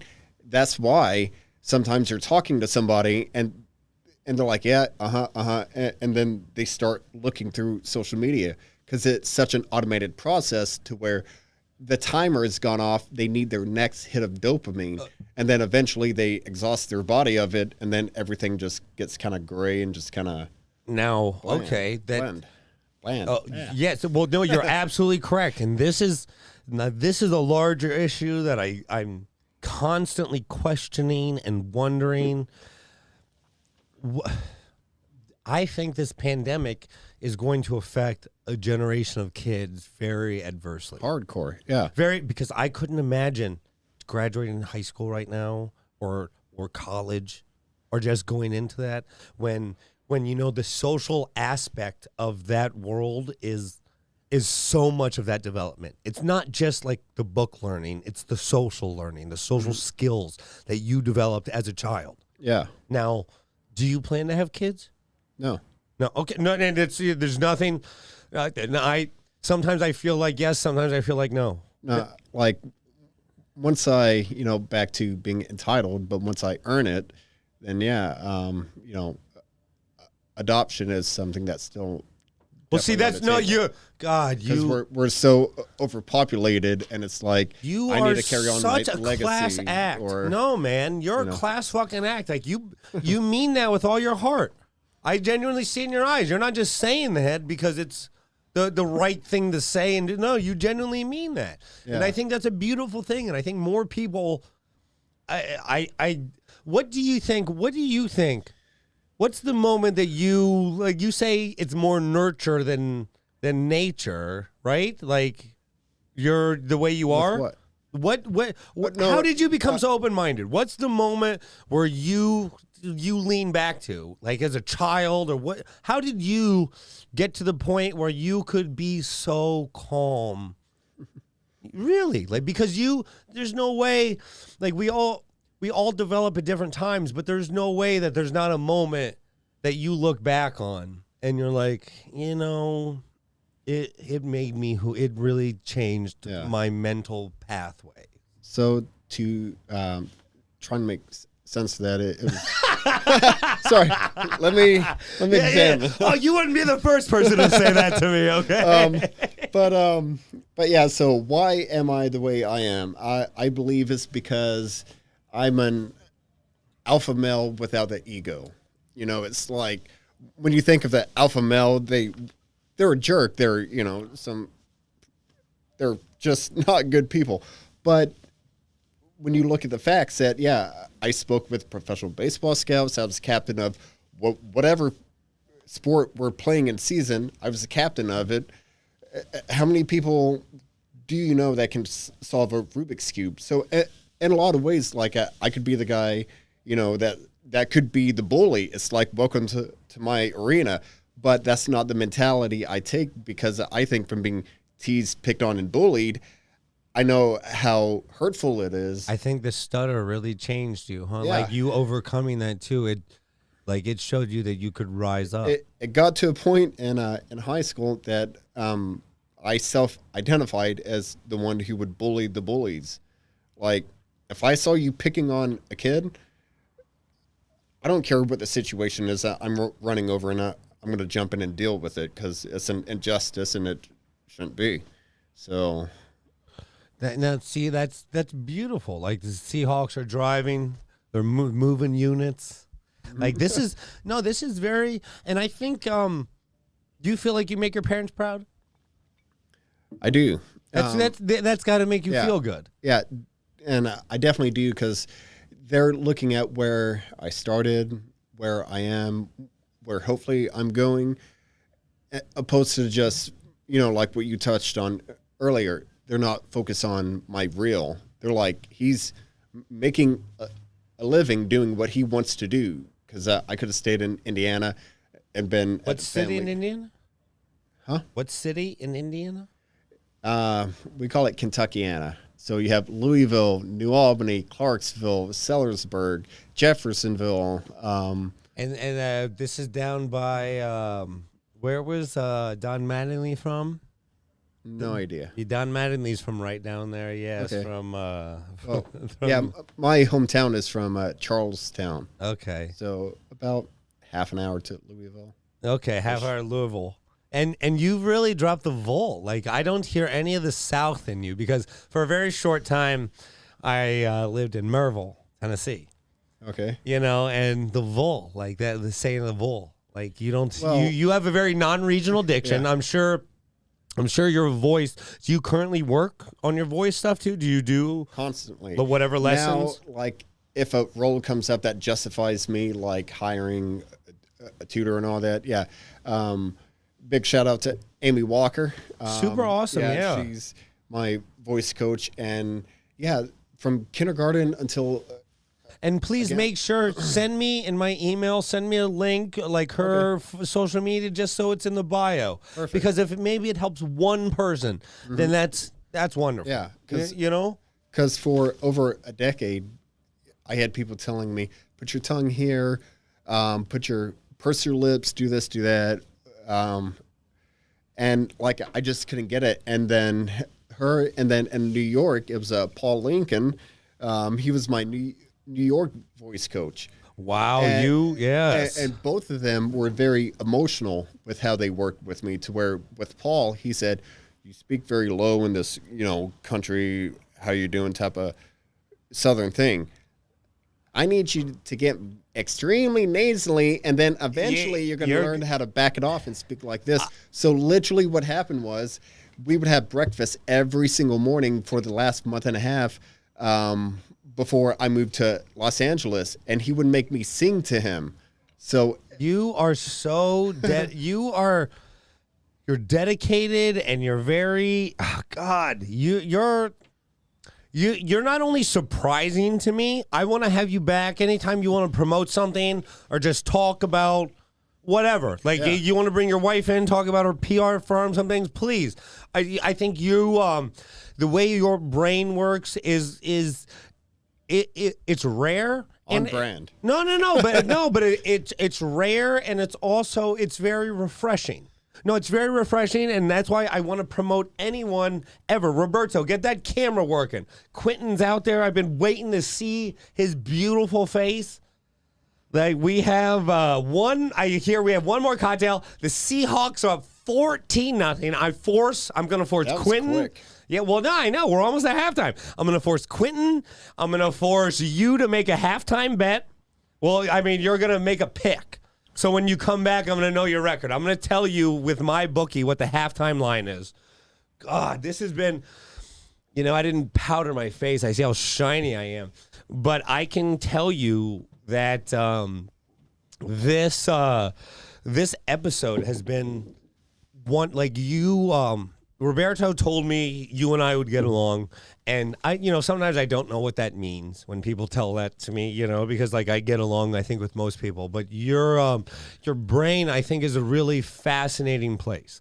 And a lot of times I know my brain is fascinating, but it's also sometimes it's troubling, because I know that ignorance is bliss. That sometimes if you don't know things, like you just feel better. Yeah. You just feel better. Yeah. And when you really think about things, sometimes you feel worse. Now, if there's one person in the studio that makes us feel better today, it is Quinton out on Hollywood Boulevard. Boy, Quinton, how you doing? Have you heard? Like, we haven't been crying, but we've been close. I feel like there's a whole lot of traffic going on. I think everybody's feeling a little anxious, but you guys have been phenomenal. I've been listening to everything you're saying. I appreciate it. So we're at a bit of a turning point here in the cocktail game. I like this. Now, yes, we got some feedback. Oh, shit. Yeah, and see, there you go. Let's keep it clear. Better? Yes, perfect. See? Perfect. Okay. So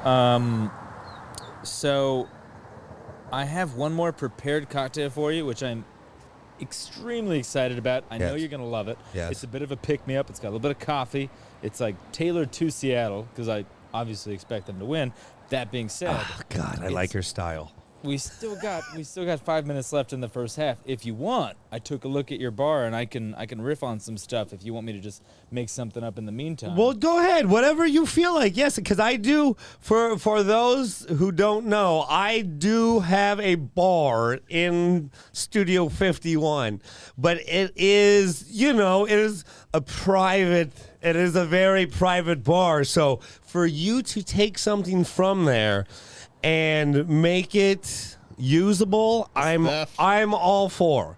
I'm absolutely all for. So you can bring us whatever you feel. Now I'm going to make you whatever the halftime line is, Quinton. I'm going to make you and our no. I was going to hype you up. Our genuinely intellectual model. Like, because he's been amazing. Not only has he been amazing, you can see him in his underwear all over the internet. And that is something that you can't say about many people, okay? Like, not only, Bo, you're smart, you're sultry, you're married, like, you should be the apple of quite a few eyes. Now, I have to say, have you been impressed with what are your thoughts about the drinks, Bo? It's getting me where I'm going apparently. That's what I like to hear. No, but it's been a great experience. It's like you could drive down the bumpy road, or you could drive down the bumpy road with proper shocks. This is a smooth ending that's going to bring me to the same location. You see, now that makes me happy because this is Carson Wentz is dancing, just got lit up. But I have to say, this has been quite a pleasant surprise because I know a lot of the topics that I get to, I just I feel people out. Like wherever you're at, I can go with. And you're a deep guy with a lot of things to say. And I genuinely meant, and the same with you, Quinton, whenever you have something to promote or you want to come back on in a non getting us wasted manner, you are always welcome because a lot of times in life we don't get we don't get the opportunity to be real. Like, we have to be the idea of ourselves, because whether we're at work, whether we're at a corporate place, like you have to stay within the lines, like the analogy would be driving, you can't always go as fast as you want to go. You can't always pass the people that you want to, you got to stay within the bounds. And very rarely are we able to express ourselves on the Autobahn. And I think some of the expression that we've got out of both of you and is not only phenomenal. I hope it translates, and I hope this kind of stuff lives in the ether forever, because I've worked real hard to make this not the Joe Rogan show, if that makes any sense. Like, I love Joe Rogan to death, but I learned a lot more from Howard Stern. I really did throughout my life. Like, to really listen to people and to interview them and to be.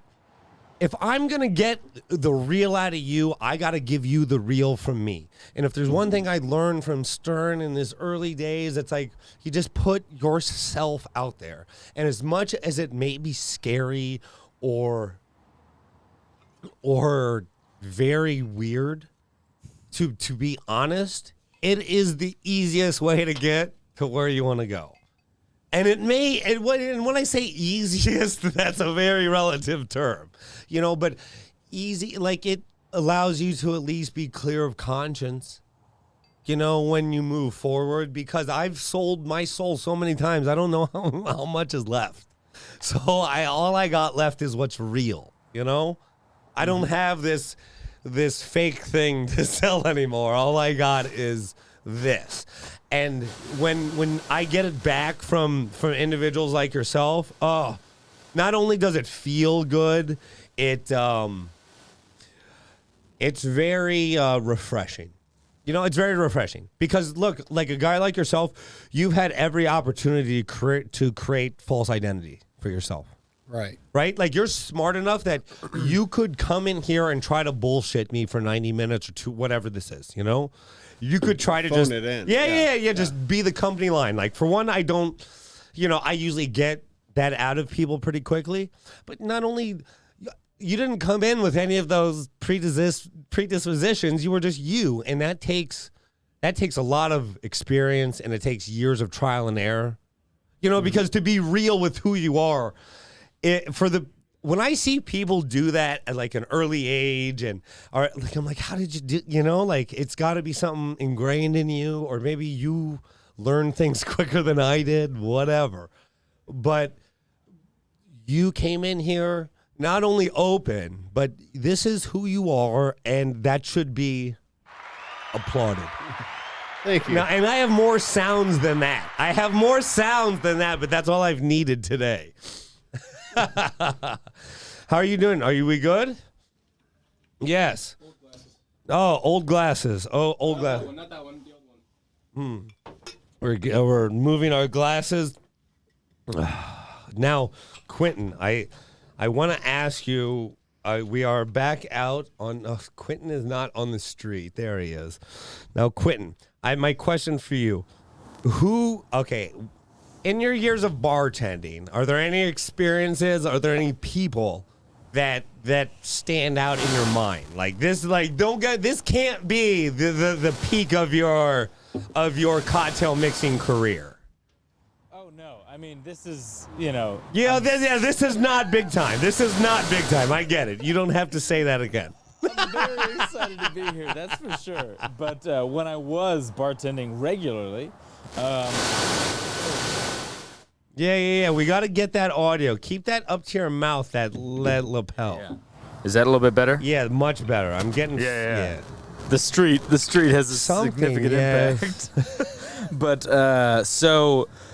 God, when I started a bar in downtown LA, and when there was a UFC fight that night, and there was one of the fighters who actually wasn't fighting. This was I think the main card was Cody Garbrandt and TJ Dillashaw. Those names don't mean anything to me. Oh, you know this fight. Yeah, Oh, good, because they mean nothing to me. But I got to tell you, so one of the fighters that wasn't fighting but was there to support a friend was Rose Namajunas, and her moniker generally is Thug Rose. Yeah. And I got to tell you, she was super cool. Like we chatted. She came up. I taught her a little bit about cocktails. I was already a fan before, so I recognized her. But that was one of definitely the best ones. Gosh, I'm trying to remember who else. Charlie Kaufman came into the bar a few Charlie times. Kaufman, really? He's a cool dude, too. Like, he was absolutely sweet as pie. God, Olivia Wilde was really nice. That was For a cool. second, I thought you were mixing my drink with your finger.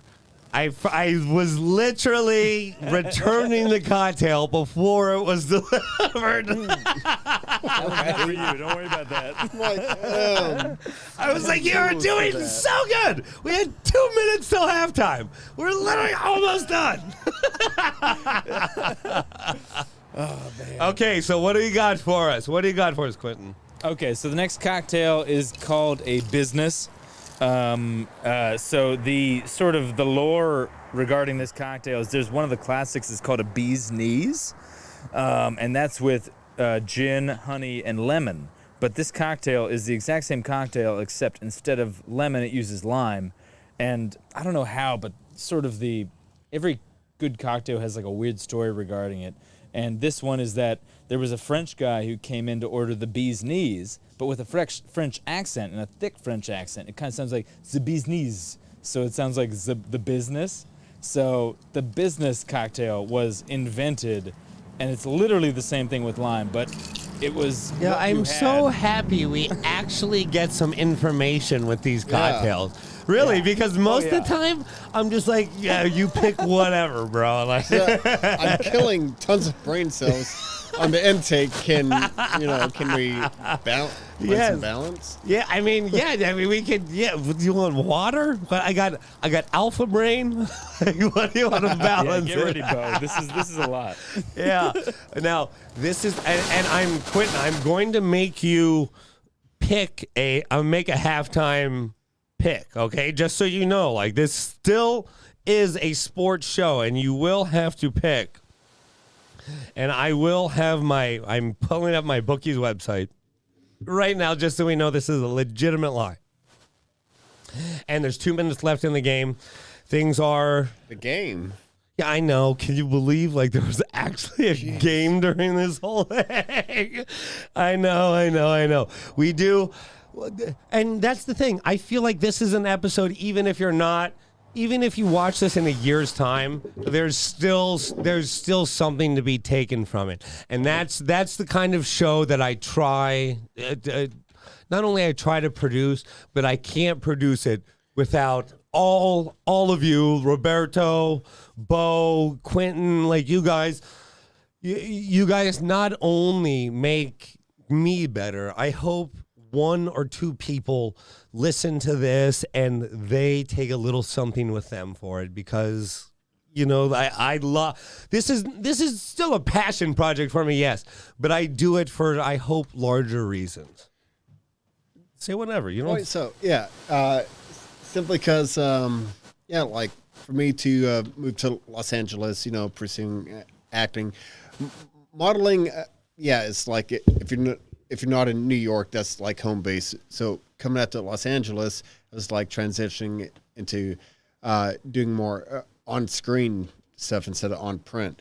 And then last year, or gosh, it's 2020, sorry, maybe 2018, I started working as a crew member. And this movie I worked on is called The Second, and it actually just came out on Netflix. And it's so interesting to know how it's like, when you work, and for you kept saying, that's a dead end, that's a stop sign, I'm retired from this. And I'm like, no, you're taking a break. Trust me. Keep going. Because for me, I've been working, but I've been very fortunate to meet certain people that have, they just want to keep me around. So it's like they do. And one way of doing that was to work on The Second. That's cool, man. Like, yeah. Like, I like you. Well, what do you got? Quinton's here. I can't make this man let a cocktail die in front of me. All right? What do you got, Quinton? Okay. So this is the business. Get ready, Bo. Yes. Giving them the business. Yes, what do you got? But, okay, so this is gin, honey, lime. Really simple. It's all really fresh. Good stuff. I hope you like it. And by the way, I just saw The Second. It's awesome, dude. I'm gonna. Wow. No. Yeah. Thank you. Yeah. Wow, that's very impressive. That's very Yes. Well done. There you go. yeah. You know, I have to say, make sure you get me a bio or something, and I'm gonna put it in the link. But whenever like your people want you to come back and promote something, you always have a place. Thank you. You gotta talk for a second. Yeah. Oh yeah, my mic went out for a second. Don't worry. Like this is a live show. This is a like, live show. Yeah. Fumble. Oh, and our director, dropped the ball. our director and producer Roberto Almada, he was a producer on the second. He was, yeah. He was. No, Roberto. God, I would hate to lose him to a higher paying person, but he is not only exceptionally talented. I am god awful thankful I have him. I have him. He helped me so much on my film. I could never accurately describe it. Like without him, I could not have created or gotten this far in the vision. And people like that are they're a dime a dozen. The Eagles just scored a touchdown, 12 seconds, and right before halftime, the score is going to be 14-6, 14-7 after the field goal, extra point. Now, that's how you met Roberto, is on the second. So you filmed that 2 years ago or so, I'm guessing? Ish. Yeah. It's a long time Yeah. before right? Yeah. You almost forget about it, don't you? Yeah. Like it does seem like another version of yourself that even worked on it, right? It was 2 years. Yeah. That's a while. Like a lot's happened in 2 years, Bo. Oh, yeah. A lot has happened, but yeah, to me, it was just like, it's like how hard I worked going back to Home Depot. Like on the second, I was like averaging, I don't know, 15 or 16 hour days. And that was my first, like when you talk about being kicked in the teeth and, Yes. and then I bounced back with, well, it's 2020. That's a gut check year. Yeah. Like when you work past 15 hours and you don't even ask for overtime because you're doing what you love. Like, well, it feels good. Right? Yeah. It feels. I'm like, this is stupid. I need 4 more people under me to take care of this thing. It's just me. Like, it was insane, but it let me know, like, this is how bad it can get. And I responded by thinking, I'm doing exactly what I want to do in life. See, and something must be said to that. When you get to a point when you're doing what makes you happy, it's not work. It's you're doing what has to be done and what needs to be done, and that is, oh God, that's Right. hot, bro. Seriously, that to me is why I do it. Yeah. And Bo, one more time, sir. Now, Quinton, I'm pulling you up right now. What are we about to drink? Cheers, Bo. Yeah, you got to come in here, Quinton. A little closer. You got to come in. I got to get you off. Do you want me to come into the? Yeah, just a little closer in the living room. Now, tell us, what are we drinking, Quinton? Okay, so we are drinking what is called the business cocktail. And this is a lime, honey, and gin cocktail. Very similar to the bee's knees for those who might know it, but it's great. Everything is dependent upon the quality ingredients, and I hope you guys dig it. That is delicious. Absolutely delicious, Quinton. Thank you. Yeah. And the honey. So good. You can taste the honey. Very much. God. Yeah. Got it. And I know it's going to be slightly laborious for me, but I'm going to have all these drinks in the body of this show. Like, okay, now, this is the payoff. Okay, you understand? Of what? This is halftime. You're going to have to make a bet. This is like, we did it. I'm gonna have to. Yeah, like you made it. Sorry, Like, Hitler. you made it to the end, I'm bro. not Like selling you you literally my artwork. Yeah, you literally have nothing left to do here, bro. Like other than tell me, okay, right now, The Seahawks are 7-point favorite. They're 7 points up on the Eagles, okay? The Eagles got a very lucky touchdown. I don't know if it was lucky, but they drove the ball down in the last minute and a half. The second half line, the Eagles are 2.5-point underdogs, okay? So that means in the second half, you minus, forget everything the first half. The second half, the Seahawks are 2.5-point favorites. So basically, the Seahawks have to win the game by more than 4 points. Okay. Or wait, excuse me, 7. The Seahawks actually have to win the game. They're going to win. No, they're up by 7. They have to win the game by 10 points, excuse me, for you to win the game. Okay, they're up by 7 now. So for the second half, they're favored by 2.5 points. Okay. So you have to pick. Basically. You got to pick Eagles or Seahawks. The second half. This is the bet though. Like, I'm going to bet. I don't know what I'm going to bet yet. I usually when you bet a second half game, it is a little bit it's a little bit degenerate-y. But this is a sports show, so you got to pick. So 2.5. The Seahawks, Eagles. The Seahawks are, they were up 14-0 going into the half. Yeah, we didn't watch the game. They started out slow, but the Eagles look good going into the half. Now, do you think that the Eagles are going to continue to look good, or are the Seahawks going to win? Sorry. I know. This is complicated. The Seahawks. No. It sounded like you twisted. Well, I'm a twisty guy. I'm a very twisty guy. Yeah. So, no. Who's winning? Okay, right now the Seahawks are up by 7 points. So the Seahawks are favored by 2.5 points for the second half. Okay, so what they have currently, they have to build on. By yes, at least they have to build on 2.5. Yes, so they have to win by 10 points for you to win the bet. The Seahawks, or the Eagles have to lose by less than 4. It's not easy. If this were easy, everybody would do it. I assure you. I'm making you work right now. This is the most you're going to work, okay? Because I understand. It's not working. You're asking me to bet on something I know nothing about. Like I'm just taking a blind jump. That's work. That's a little bit of work. Because this is not what you love. This is not what you love. So based on our previous talk. Okay, hang on. Yes, sir. If you have to get. Okay, so we're going to go out to Quinton. Okay, now, Quinton, what do you think? You've heard the lines. What do you think for the second half? Okay.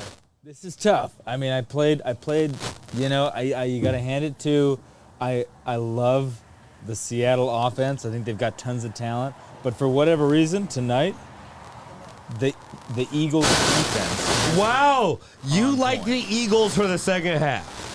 I don't think they're going to win, but I do think that it's going to be a close game, and I'm going to go ahead and take. Definitely not. Yeah, I think it's going to be. I think it's going to be a 3-point game. See, I like this. Field goal. I like this. The Seahawks are going to spread it out because Yeah, I like you even phoned a friend. I love the fact that Bo phoned a friend. I went on Safari okay. just to find the score. See, I like this. This is you say that's not work. This is definitely work. They don't ask you when they're like, "Let me see you in your underwear." They don't ask you to place a bet. All right, this is work. Like you getting in your underwear is not. Okay, now how hard do you have to work to get an underwear form? What would it take you if you had an underwear audition? That's a very specific question. You need to be very. Well, I've seen your abs, bro, more than I would like to know. How long does it take you to get your abs like that? How many days from right now? Right now. Your agent is like, I got an audition. How much time do you need to have your 8-pack going? How much time do you need? Well, right now I'm like a month out. Oh, wow, that long, you think?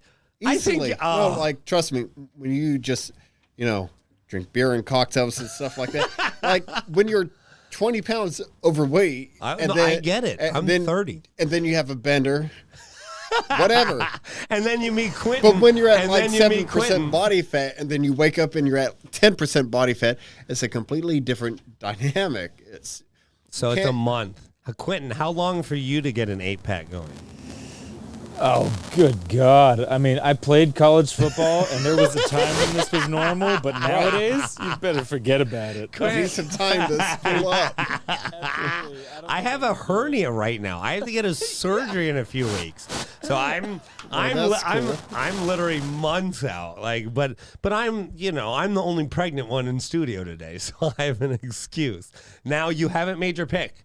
What is your pick, Bo? Sorry, on who? A pick. It's the Eagles Seahawks. You got to make a pick. Quinton, you took the Eagles, right? I'm expecting the Seahawks to win, and to satisfy your question. Yeah. Do they win? Do they win by more or less than 9 points? More than 10. They win by. Oh, they do. So you're taking least Seahawks 10. At least 10. Wow, I like that. That means I win. That means I cover, I win, everything is perfect. I'm literally making a mess. This is why you don't do this in a live studio. Quinton, you have been a man amongst boys. Bo, God, I cannot say enough about you. Like, you are a wonderful human. I commend your wife. Both of you did wonderful for yourselves. I can't wait to have you guys back into studio, maybe together. Seriously, I would love to see this dynamic. I would absolutely. This has been another one of those episodes that I'm very thankful for. All of you. Well, I can't. Thank you all for everything. This has been the Brian Moreno Show. Quinton, Bo, absolutely delightful. Thank you all so much.